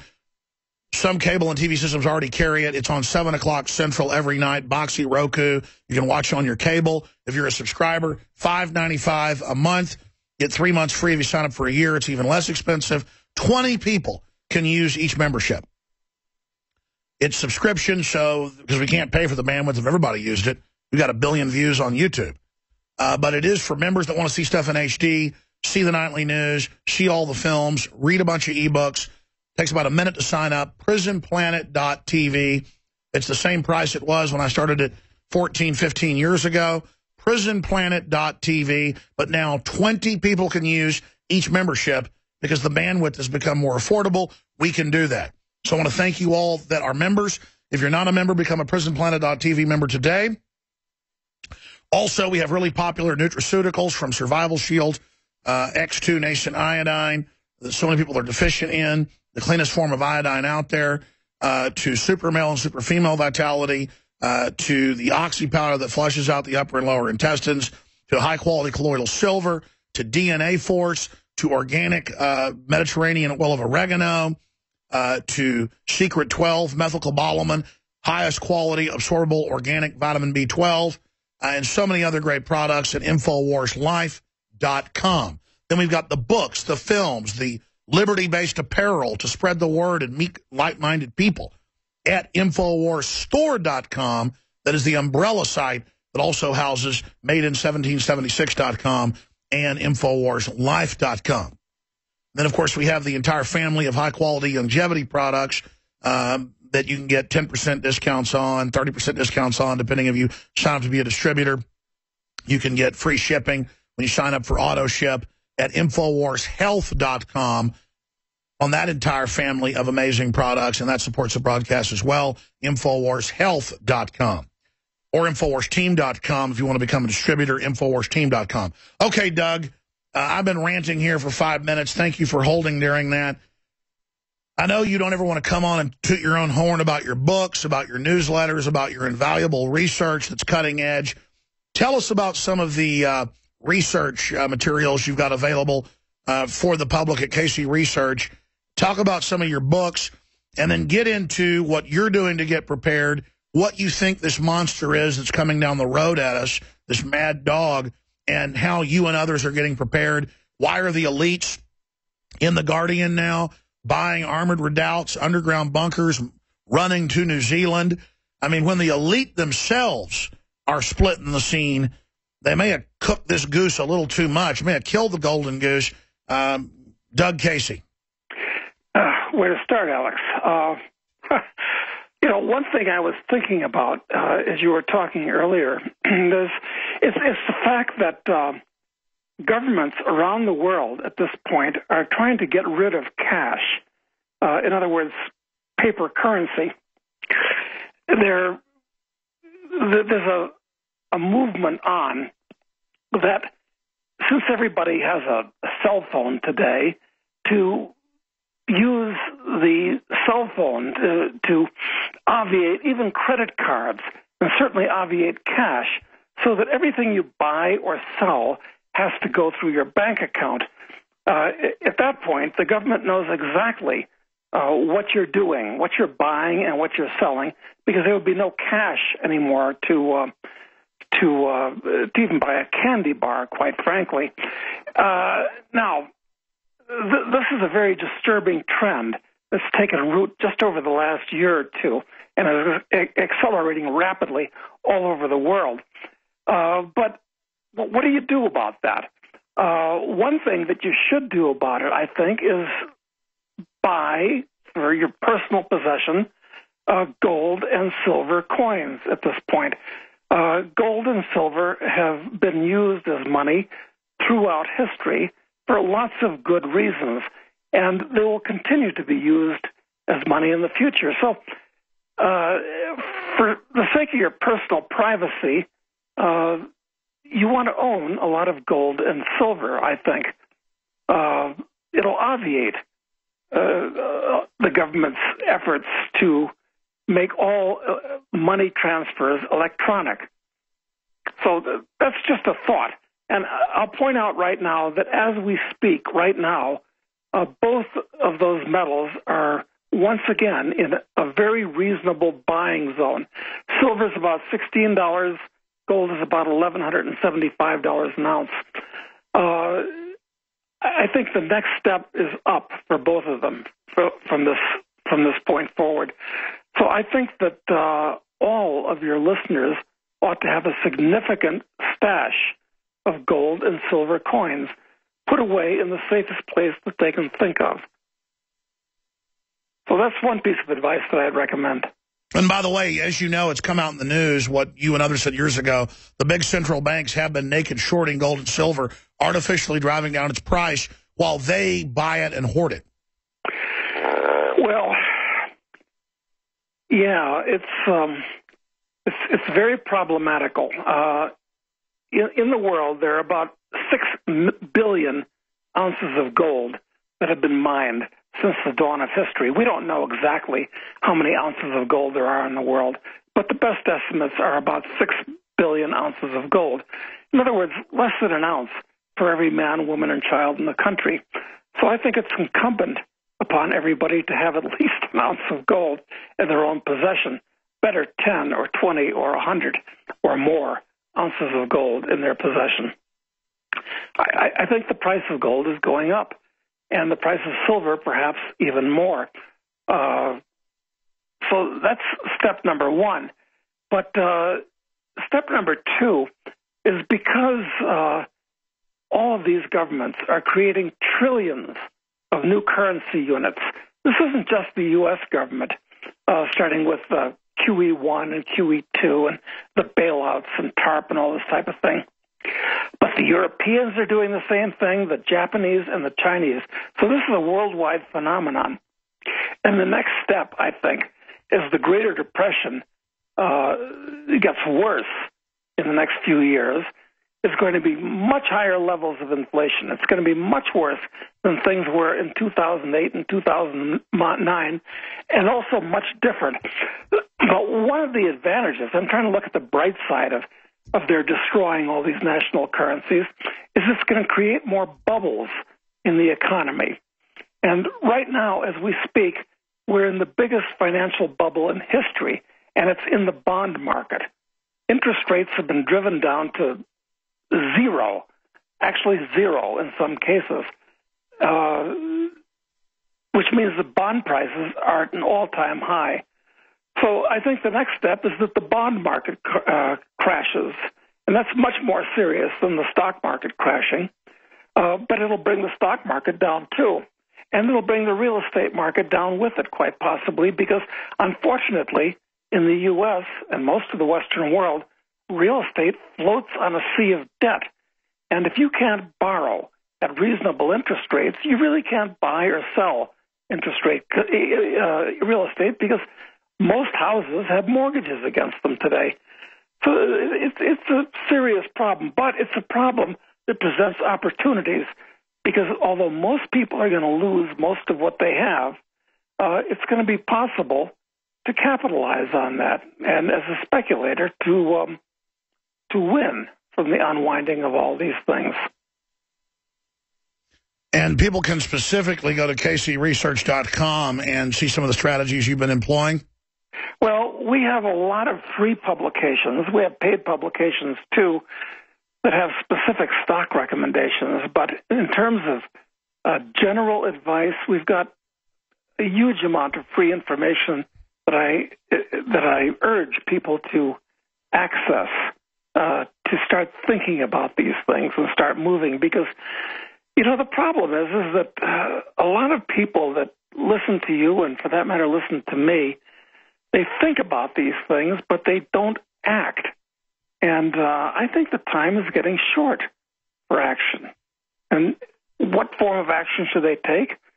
Putting aside a significant amount of savings in precious metals is the first and most important thing. Second thing is, if you're in a financial position to do so, diversify your assets internationally so all of your wealth isn't under the control of just the U.S. government.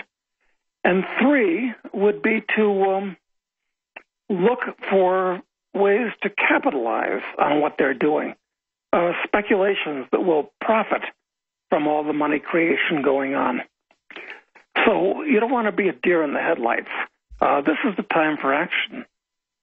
Let's talk about deer in the headlights, because every financial expert out there says, obviously, the trillions in derivatives, the quadrillions, the velocity of money, the QE unlimited, the currency race to the bottom, what's happening with the bond markets, that it's a bubbles that will pop, and then it runs from bad to worse. But because of all their high-frequency trading and plunge protection teams and other manipulations, they're able to build this bubble, I think, to a level never before seen. A, do you agree with that statement? Is it wrong? And how do you see this thing coming down? In other words, what's going on right now is building up to something much bigger than what happened during the last depression from 1929 to 1946. It's much bigger, much more serious, and governments are much more powerful than they were back then. So it's hold on to your hat time. And I think we're right at the edge of the precipice right now. But I don't think most people are even aware of that, because when you walk outside, the sun is shining, children are still playing. Maybe the occasional cop is beating one with his nightstick, but you can go down to the Walmart and buy cheap goods. Everything looks pretty good on the surface, but I think it's a hologram that's about to be exposed at this point. And that's why the elite are digging into armored bunkers. What are they thinking is going to come? I mean, I know you talk to a lot of really wealthy people, but these are real entrepreneurs that actually go out and explore and mine and drill and build things. They're not the parasite variety, but I know a lot of those folks that aren't parasites, they're also preparing escape plans as well. Well, so much of what goes on in the world today is financed by the U.S. government. In other words, yeah, you're quite correct about that. There is cause for optimism, of course. It's that there are two reasons why things have been getting better despite the depredations of government with its taxes and its regulation and its currency. Let's end on a positive note. Sorry to interrupt. Doug Casey, CaseyResearch.com. Let's come back and talk about the flip side. For every action, there's an opposite and equal reaction. We've been talking about the problem and some of the solutions, but yeah, what are the optimistic, positive things with our final segment with Doug Casey, the legend, straight ahead. I'm Alex Jones, Infowars.com. All right, final segment with Doug Casey. I'm going to get into economic news, world news, huge attacks on the Second Amendment, and more, and open the phones up in the third hour. We're also going to get another update and see if there's been some developments that may be taking place in Austria covering Bilderberg. But Doug Casey, getting into the optimistic, good things that are happening, despite corporate combines that work with government to basically freeze society in a new dark age, the Renaissance continues. So go ahead and finish up with some positive notes, Doug Casey. Yeah, thanks, Alex. Two things, actually, are the mainsprings of human progress and cause for tremendous optimism. Number one is that the average person understands that he has to produce more than he consumes and save the difference. And that builds capital, the excess of production over consumption. And every individual knows he has to do that for his own life. And as you set that aside, that builds capital, which allows civilization to progress. The second thing is science and technology. There are more scientists and engineers alive today than have lived in all of previous history put together. And they're inventing things, they're discovering things, and that's what really makes life better.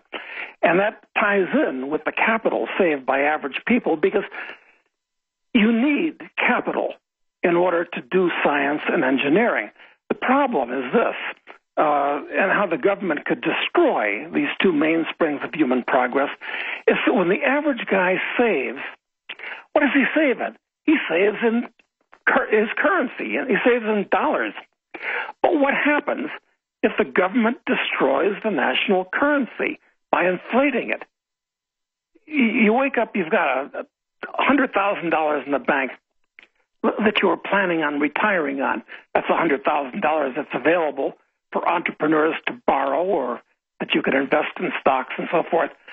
But if that money is destroyed, like a Zimbabwe dollar was destroyed a few years ago, that capital has vanished. Now your retirement is gone, and the capital for the scientists and engineers is also gone. So it's a double whammy. And the force that's doing that is the government by inflating the currency. So there's cause for lots of optimism for the two reasons I mentioned, savings and technological progress. But the state could destroy both of those things by destroying the value of the dollar. I hope I've been clear as to how that would work. But so it's kind of a good news, bad news kind of thing. Well, Doug, I agree with you. I mean, I totally agree with you that this is going on, and I just hope the general public realizes that they're in great peril if they don't get involved in trying to basically inform others. But it almost seems like either somebody cares innately or they don't care. I mean, I'm not really into predestination when it comes to my soul or when it comes to other things. But it does make you wonder why some people will not get involved promoting freedom, even if their life depends on it. Like I try to tell people that major shopping carts have cookies. They know whether you're a big spender. They know if you're a smart shopper. They will charge you more depending on your habits. I put a video out on that, and a bunch of commenters said I was making it up, even though it was in mainstream news. I mean, it's like there seems to be a inverse instinct to want to be cheated and screwed over. Maybe these people just don't want to believe they're being screwed over. It's just crazy. Well, I don't know where it's going to end, Alex, but we're going to find out the next couple of years. We are. Doug Casey, do 5 more minutes with us. I know you got to go. I want you to finish up. Back in 60 seconds. Doug, you were trying to make a point as we hit that break. Again, tons of news coming up in the next segment. Doug Casey, Casey Research, is our guest.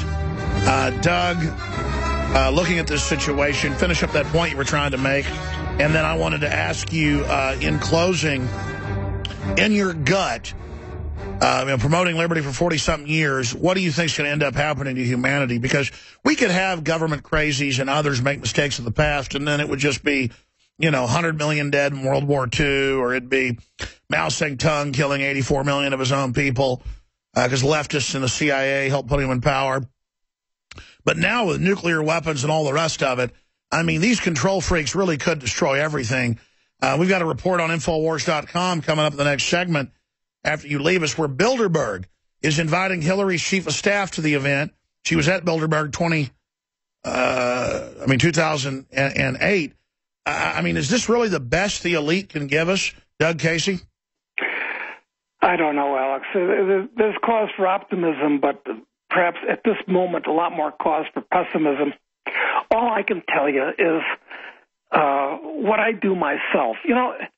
It's funny. I go on shows like yours, and I say these things, and I ask myself, why am I doing it? I'm a rich guy. I don't really have anything to gain. I mean, I have a publishing business where I talk about these things, but the risk-reward of saying things that run counter to the mainstream is getting a little bit out of whack. And I ask myself, why am I taking the risk to even say these things? And I guess the reason is I actually believe in karma. What goes around comes around. And I think that if out of the people that are listening, only 1 or 2 people, something twigs in their mind, and they start thinking and start investigating, it's a good karma thing. On the one hand, I believe in the French phrase, sauve qui peut, which means basically, let he who can save himself, or every man for himself. But on the other hand, I really do believe in karma and trying to make people aware of the problems in the world today so they're in a position to save themselves. I think things are going to get really grim. I think they're going to get really grisly over the next few years. I mean, that's all I can say. And I say these things, it's not particularly to my advantage. It's not even to your advantage to say these things, because it's pinning targets on our backs in today's world. But well, Doug, I mean, I can answer your question for you, so you don't know why you do it. I've psychoanalyzed myself. It's not that I'm some goody two-shoes fake bleeding heart. They've got studies out that the fake bleeding hearts are 6 times more likely to actually rob from you or not to give in charity. They have big studies out of the university in Canada that it's libertarians and then conservatives are the biggest givers to charity. And you want to take care of yourself. You want to help your friends and family by building them up. You want to teach them how to fish, not give them fish. And you have a feeling of connection and empathy, and you want to build up humanity, and you want to teach people what you've learned. You want to empower people. But these control freaks see other people empowered as a threat to them because they're so weak. Anybody who's a real leader, who's truly strong, wants to build up others because you're so confident. That's right. I like to be surrounded by other people that are successful and moral and rich. I mean, it makes my life better and richer and easier when I'm surrounded by people like that. And just as you said, it's the sociopaths of the world that want to bring everybody else down because it artificially makes them higher.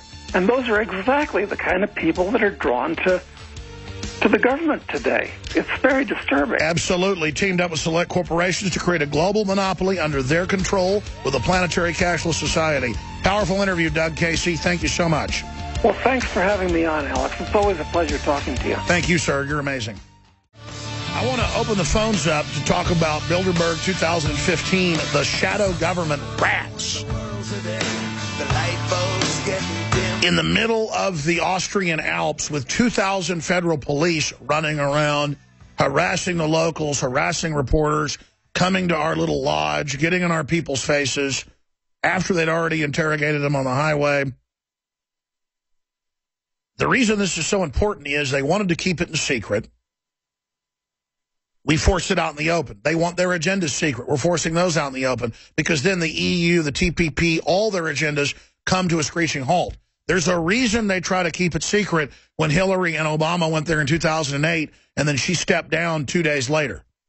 There's a reason the Secret Service waved MP5 HKs at us for no reason, trying to intimidate us because they were told, get those people out of here. What happens if when Alex calls ABC, NBC, CBS, and Fox and local newspapers, if the press shows up, we'll be caught secretly colluding. We stuck the reporters,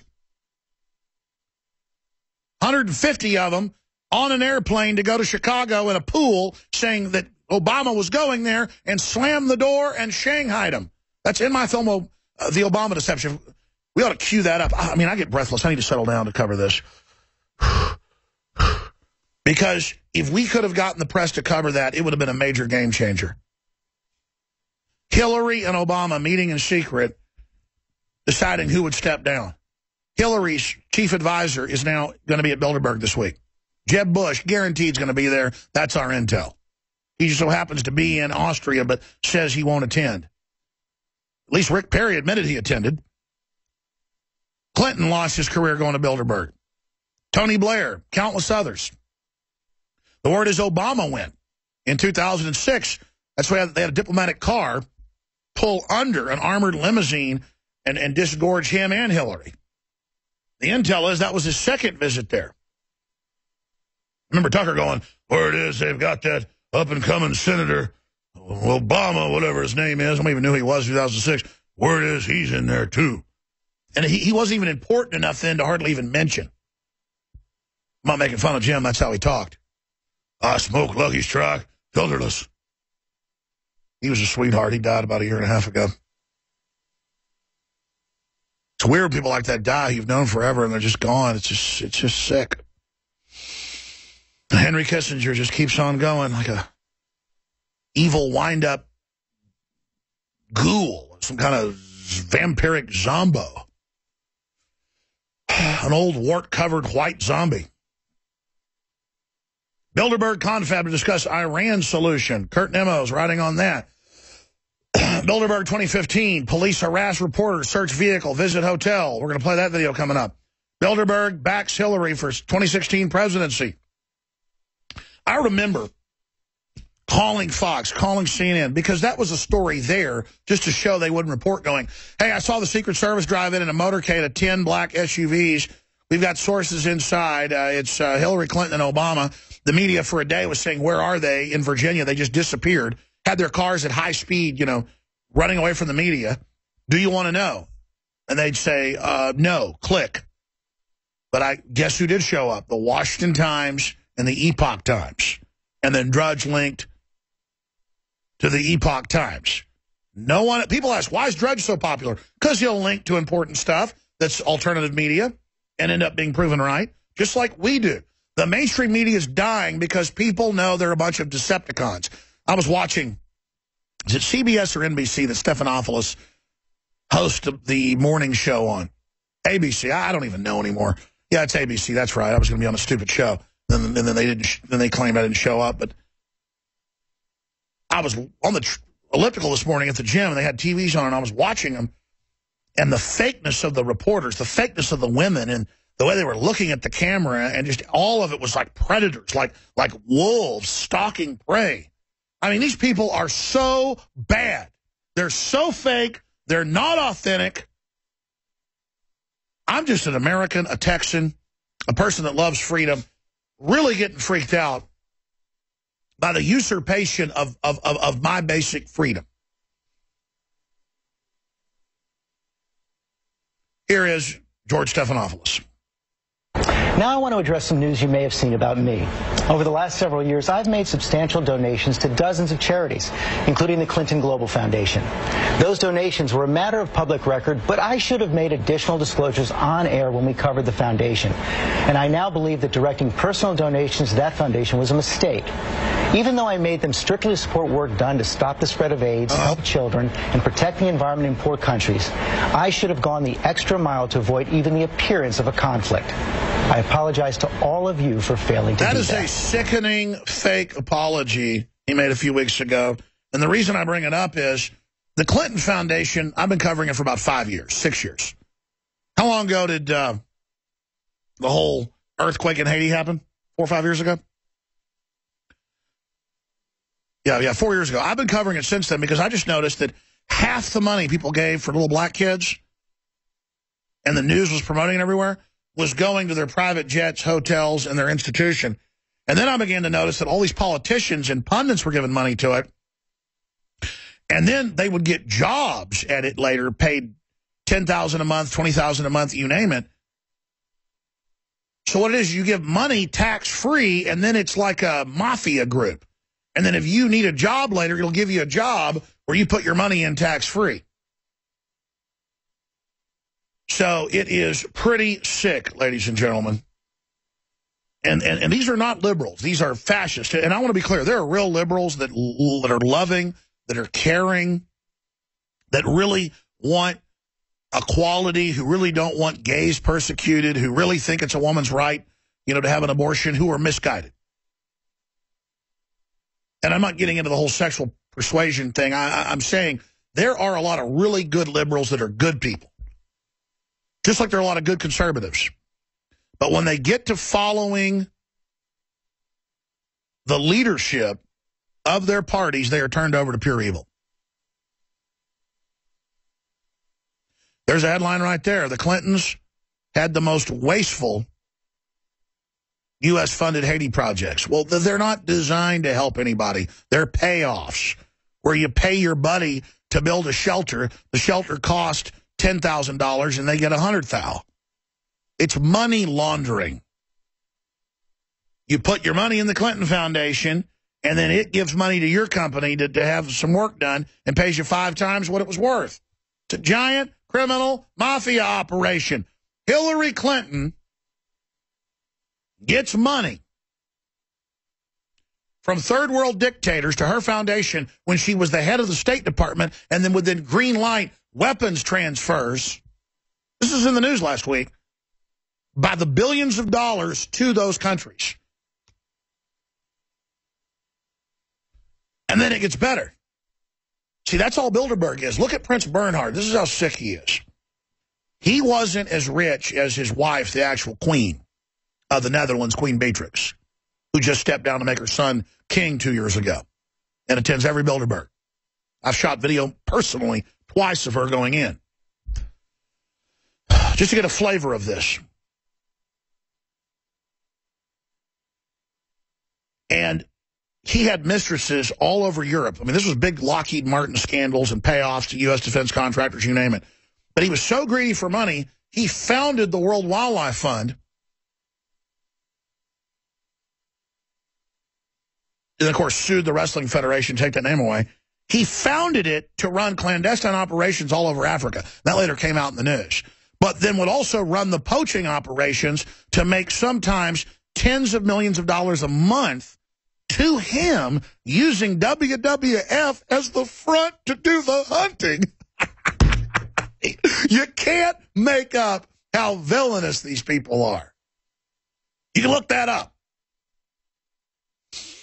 And he was diverting the tens of millions just to mistresses in Paris and other areas. I mean, the highest end ones. He just paid for his women because his wife wouldn't give him enough money. He's related to Prince Charles. He's good buddies. He died with Prince Philip. That's Prince Charles's dad. The guy that says he wants to come back as a virus to kill 80% of the world population. You can look that up. He told AP, Audubon Society that, and a bunch. He's quoted 4 times saying it in magazines to the reporters to call humanity. See, the British royalty is German royalty because their bloodlines died out about 300 years ago.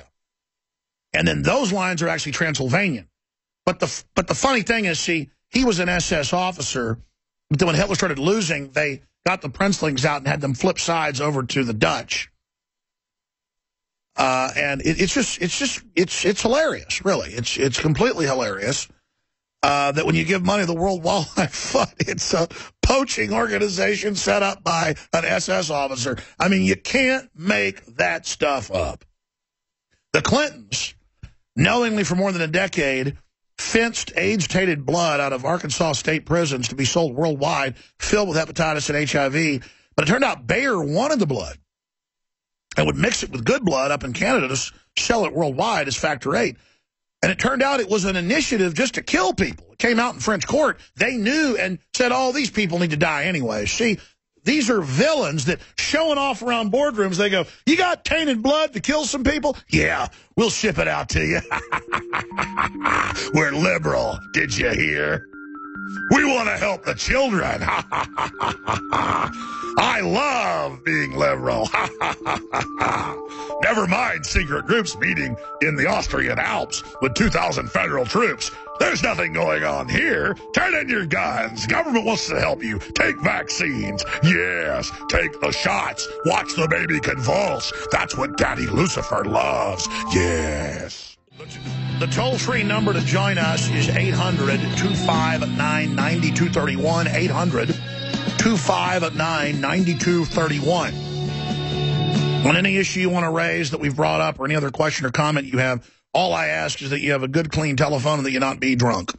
800-259-9231. Here are some of the headlines we haven't really gotten into yet. Obama to circumvent Congress with a gag order on firearm coverage. It's been put in the Federal Register. That's where our edicts come from now, saying you have to get with the federal government and the State Department on any discussion of guns, period, not just technical stuff. And the NRA says this is the biggest attack on the First Amendment ever. Remember, they banned Cody Wilson from putting up the design of his 3D printable gun online, even internationally. They claimed omnipresent total power.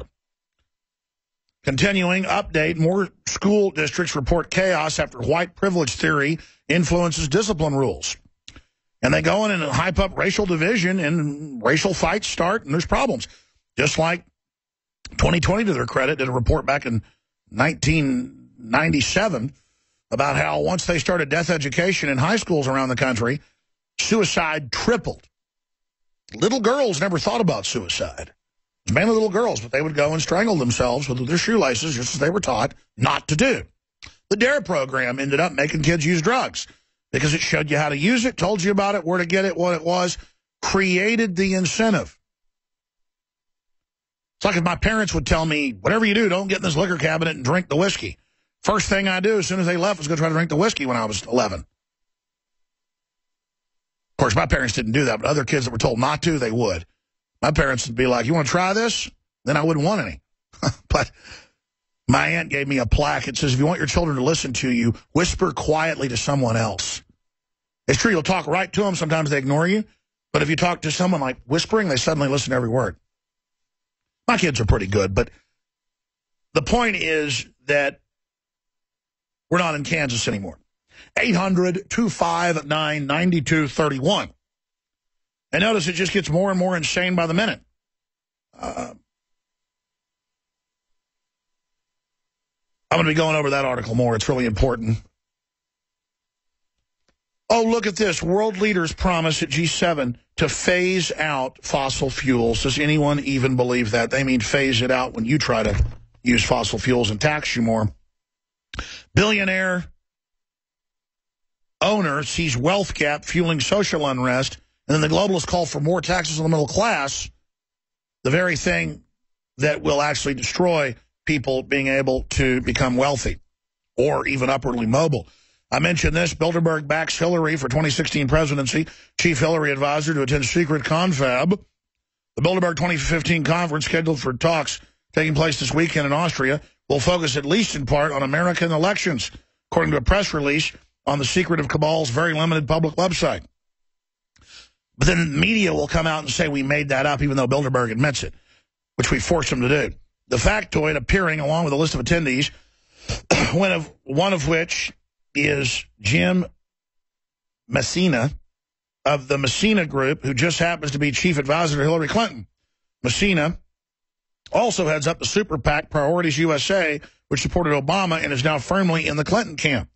Messina also spearheaded Barack Obama's re-election campaign in 2012 and has just come back to the U.S. after leading a deeply unpopular UK election minister, David Cameron, to a surprise majority victory in British elections. He's an expert on making sure elections go the way they need them to. And he's been meeting Hillary's chief advisor. I'm sure that's not newsworthy with 2,000 federal troops guarding them. Nothing to see there. I mean, after all, they have American flags behind them on MSNBC. They must care about us. They're also pushing open borders. Bilderberg confab to discuss Iran solution. You can go read their agenda. They admit that's just the cover agenda, but it's still bad enough. That's just some of the news we have on that front. But people are voting with their dollars, and that's why the globalists are so upset. AP reports McDonald's sales slump continues in May. Sales at locations open at 13 months, edged down another 0.3% last month. That's a plunge in 1 month. McDonald's sales slump. So people just aren't buying the GMO garbage like they used to. I guess there should just be a law to do something about that and try to stop it. Bad news on the Second Amendment front. Yeah, this new Supreme Court's come out. It's blackmailed and totally controlled. They've got whatever is going on in those closets ready to launch. Wonder if it's hash type stuff. Supreme Court rejects NRA's challenge to San Francisco gun regulation. Regulation requires anyone who keeps a handgun at home must either store it in a locked container or disable it with a trigger lock. They're saying, yeah, I got to make your gun useless. They agree with that. So a big strike against the Second Amendment. When we come back, your calls and HD video of the police going after our reporters in Austin. What we have happening here is a feeding frenzy of globalist corporate interest allied with government that are destroying the free market while blaming it, and who are trying to fund internal sectarian and racial warfare so that we're so busy hating each other, we can't ever get together and try to take back our society. But on Infowars.com, there is a great graphic done by an amazing cartoonist. I'm having trouble reading exactly who did it, but it's up on Infowars.com. It says, whoa, whoa, we need to see what's in your underwear. And it's a little, what looks like 6-year-old boy with his luggage and his shoes off. And Uncle Sam's a TSA inspector, says government oversight. And there's a Wall Street banker with his underwear filled with cash, a backpack on, and a suitcase packed with cash. It says Wall Street bankers. And that's it. The police state's for us, not for them. Of course, he really should just have bags of cocaine that he's about to sell and money launder, and jets full of children that have been kidnapped that they sell on the world market, because that's what's come out the big banks actually really do. Again, look it up. You cannot make the magnitude of their evil up. You cannot do it. Now, I want to go to Sharon, Michael, Herm, Susan, John, and others here in just a few minutes. But I want to air this HD report that the guys got uploaded. The story's up on Infowars.com right now. Police harass reporters, search vehicle, visit hotel. And this is just some of the footage that you're going to see them uploading today and tomorrow as 2,000 federal police descend up to 6 miles away from where the Bilderberg group's meeting to really get aggressive and really hate on people and tell them, you can't go in the national forest, you can't hike around here, you can't go any direction. Oh, you came and rented a lodge up here on the edge of the park, you can't come in. There's no proclamation in the newspaper saying you can. There's no rule. They haven't declared an exclusion zone. You're just going to get threatened by federal police if you do, because a bunch of criminals are meeting deciding the world's fate. Well, guess what, Bilderberg? You got the EU set up, and you got England and others to join it without a vote. That's all being reversed. You fooled the public that the Federal Reserve is federal. Now folks know it isn't. We're exposing you. The genie's out of the bottle, and no matter how big a police state you push or how much social engineering you push, you are not going to get away with what you've done. I'm going to play this, get to some phone calls, and then Google exec behind ingestible ID chips to attend Bilderberg. I'm going to break down this article. The former head of DARPA is there. They think super technology, super science is going to let them dominate the world. They're wrong. Let's go ahead and go to this special report. Rob Dew reporting for Infowars.com right outside Telfs, Australia. We're up the mountain a little bit from this small little hamlet, and you can look around and see the tranquility now, but that is not what is going on. It is a major police presence here. We've seen at least 50 cops already today. There's cops patrolling around me right now in this area. We hit a roadblock right at the base of the mountain just outside the town. Here you go. Texas? Yeah. Take call paper. The rental agreement? Need to see your papers, Yeah, the please? Papers for the car? Yeah. I'm guessing it means like... Oh, like that. Maybe that. That?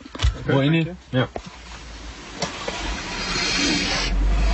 Is this the hotel? No, I don't think we're anywhere near it. Do you know how far the Buchan is, the hotel? Open the... What's that? Open the back? Oh, okay. I don't really know how to open it. There might be a thing down there. Or it's one here. Hallo? Öffnen. Nach hinten gehen. Aufmachen. English? Can you open? Yeah, I don't know how to... It's a riddle. It's a riddle. It might just be a hit unlock, and then there's probably a thing you just unlock.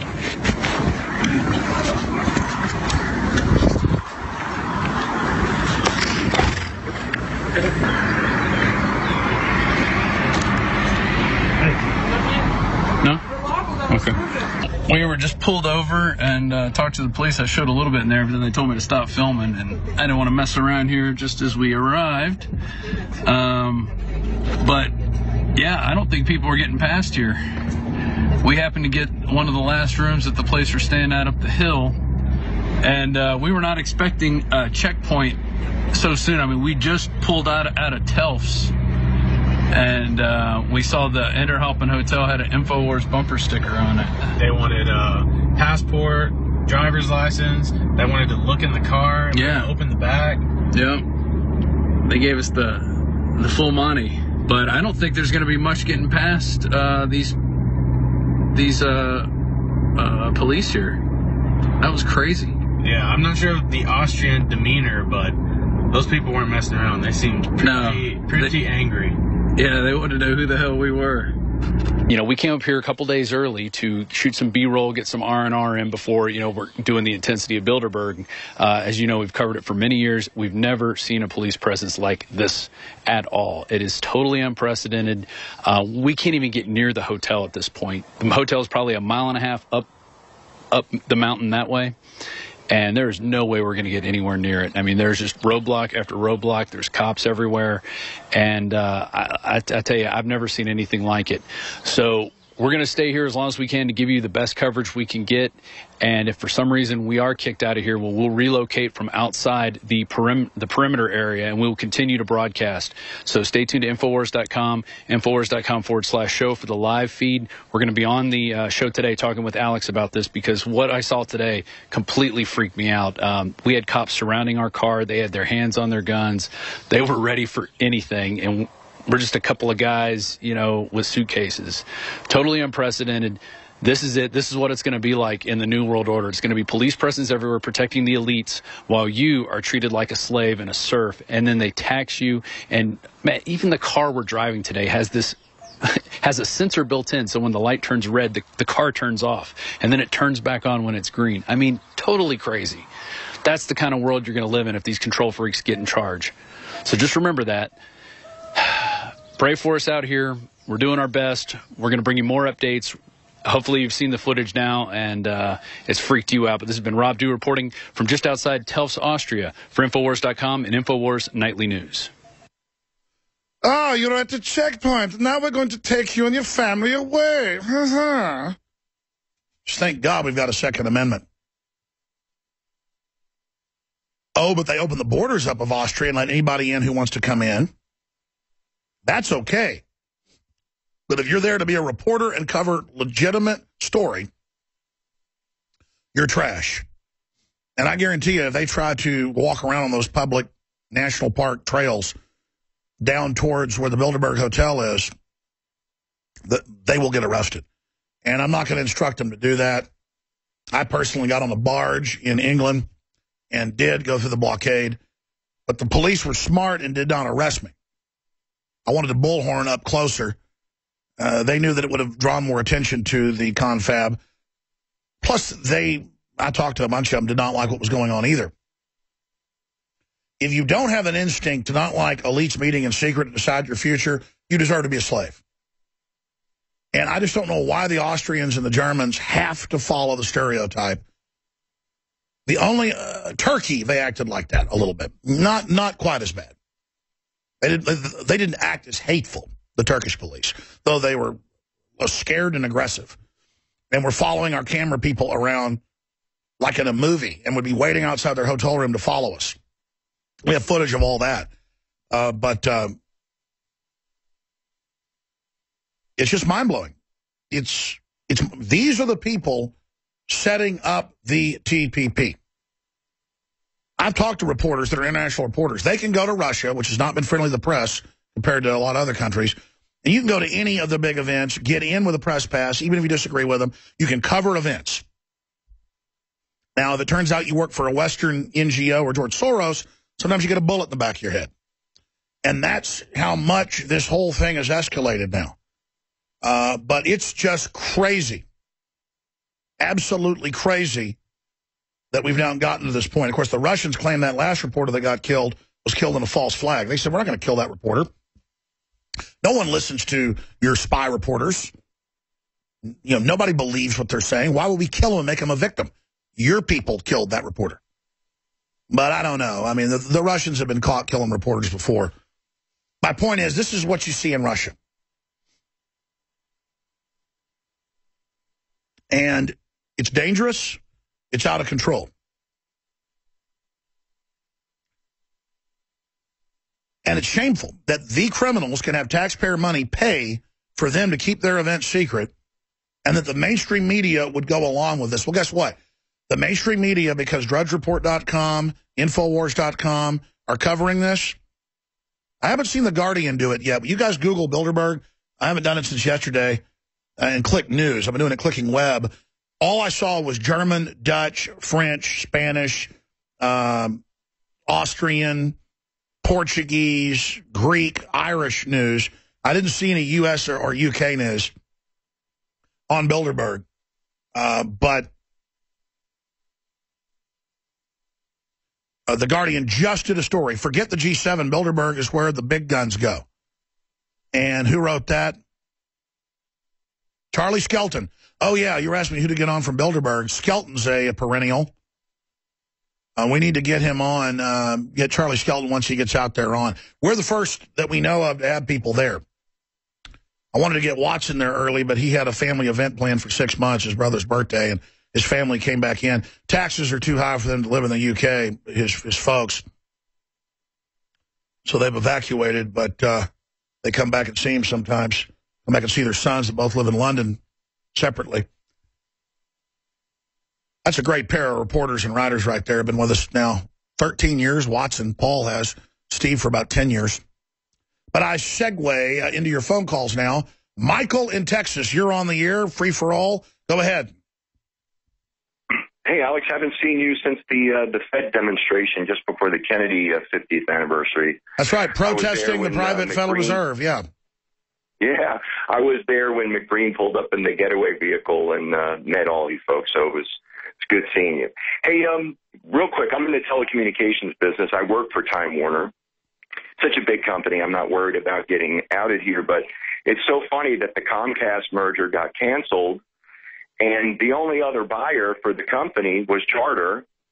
And what a surprise! The premium that Charter is going to pay for the stock is way higher than Comcast was going to pay. And you say, wait a second, economically, if there's only one buyer for the stock, for the company, how does the price go up? In other words, if the government says no, and you have all these regulatory blockades to the Comcast merger going through, well, that only leaves one buyer left, Charter.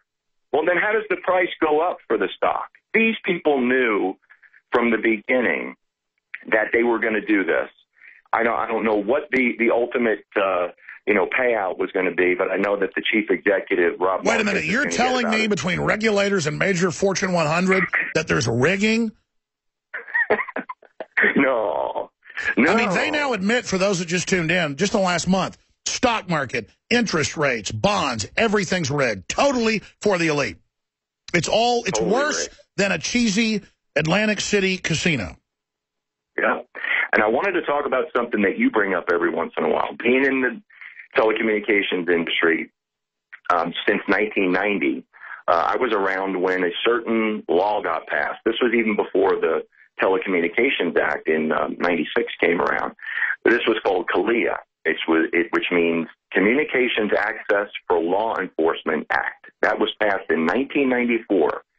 And what it provided was foreign companies who provide the box that enables American law enforcement to have access to do exactly what they're doing now, the snooping, reading all your emails. Yeah, it gave mainly an Israeli company total control of everything and the capacity to spy on everyone as well. So that's why the NSA is totally secret, and no one at the NSA is allowed to look at who's on the fiber, because it's actually a turnover of the U.S. And I'd be sitting there working with these Israeli companies in the middle of the night, and I'd say, well, wait a second. You folks can, via long distance, whatever the access they have, you can listen to, in other words, you have access to this same box that our law enforcement does, and we're supposed to believe, knowing what the Mossad has done with all their false flags and all of their tricks down throughout the years, we're going to believe that these Israeli companies don't provide Mossad. Well, see, it's political correctness. It's political correctness. It's like the school could take the 11-year-old girls to a porn shop because it was progressive. It's the same thing. You're anti-Semitic if you don't want black boxes so foreign governments can spy on you hooked in. I don't care who it is, the UK, Israel, whatever. It shows how sick it is. And don't worry, Israel only has about 80% of the boxes in place. Chinese companies and others have been given access to that market, and so is the UK. So basically, we've been designed to be wide open and taken down. And I've had the former head of NSA Technical in here agreeing that it's a design takedown. Do you understand? The CIA, the FBI, the NSA cannot look at who is on the NSA grid. It's designed to bring us down and destroy us. It is a takeover system. And the people pushing it in Congress are foreign agents publicly sworn to destroy the Republic. Stay with us. All right, we got a little 6-minute segment here. I'll do the customary 5 minutes overdrive to finish up with some of the calls. Herm, Susan, John, Sharon, Ron, we'll get to all of you. Briefly, one of our most popular nutraceuticals, Survival Shield Nascent Iodine, Super Pure Iodine, X2. I came in this morning, and they had sold out on the website. And I said, so it's sold out. And Weldon said, no, we got like 200-something bottles. I was just holding back. And I said, no, I know we're getting a smaller shipment in soon, and then that may be it for a while because we can't secure more of the crystals, it looks like, for at least a while. I said, put them up to sell them. Well, they're almost sold out.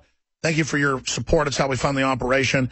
InfoWarsLife.com or 888-253-3139. When it does sell out, we'll put a box up there to put your email in if you want to be contacted first when it comes back in. Again, I never knew this would be such a popular product, and it is proprietary to try to get even clean iodine from the ocean, much less a deep earth source. InfoWarsLife.com or 888-253-3139. Herm in Louisiana, go ahead. called you previously. My real name is Christian, but I found Herm is easier, and it's my nickname. Okay, well, Herm, that's great. You're on the air. God bless you. Go ahead. Well, God bless you, sir.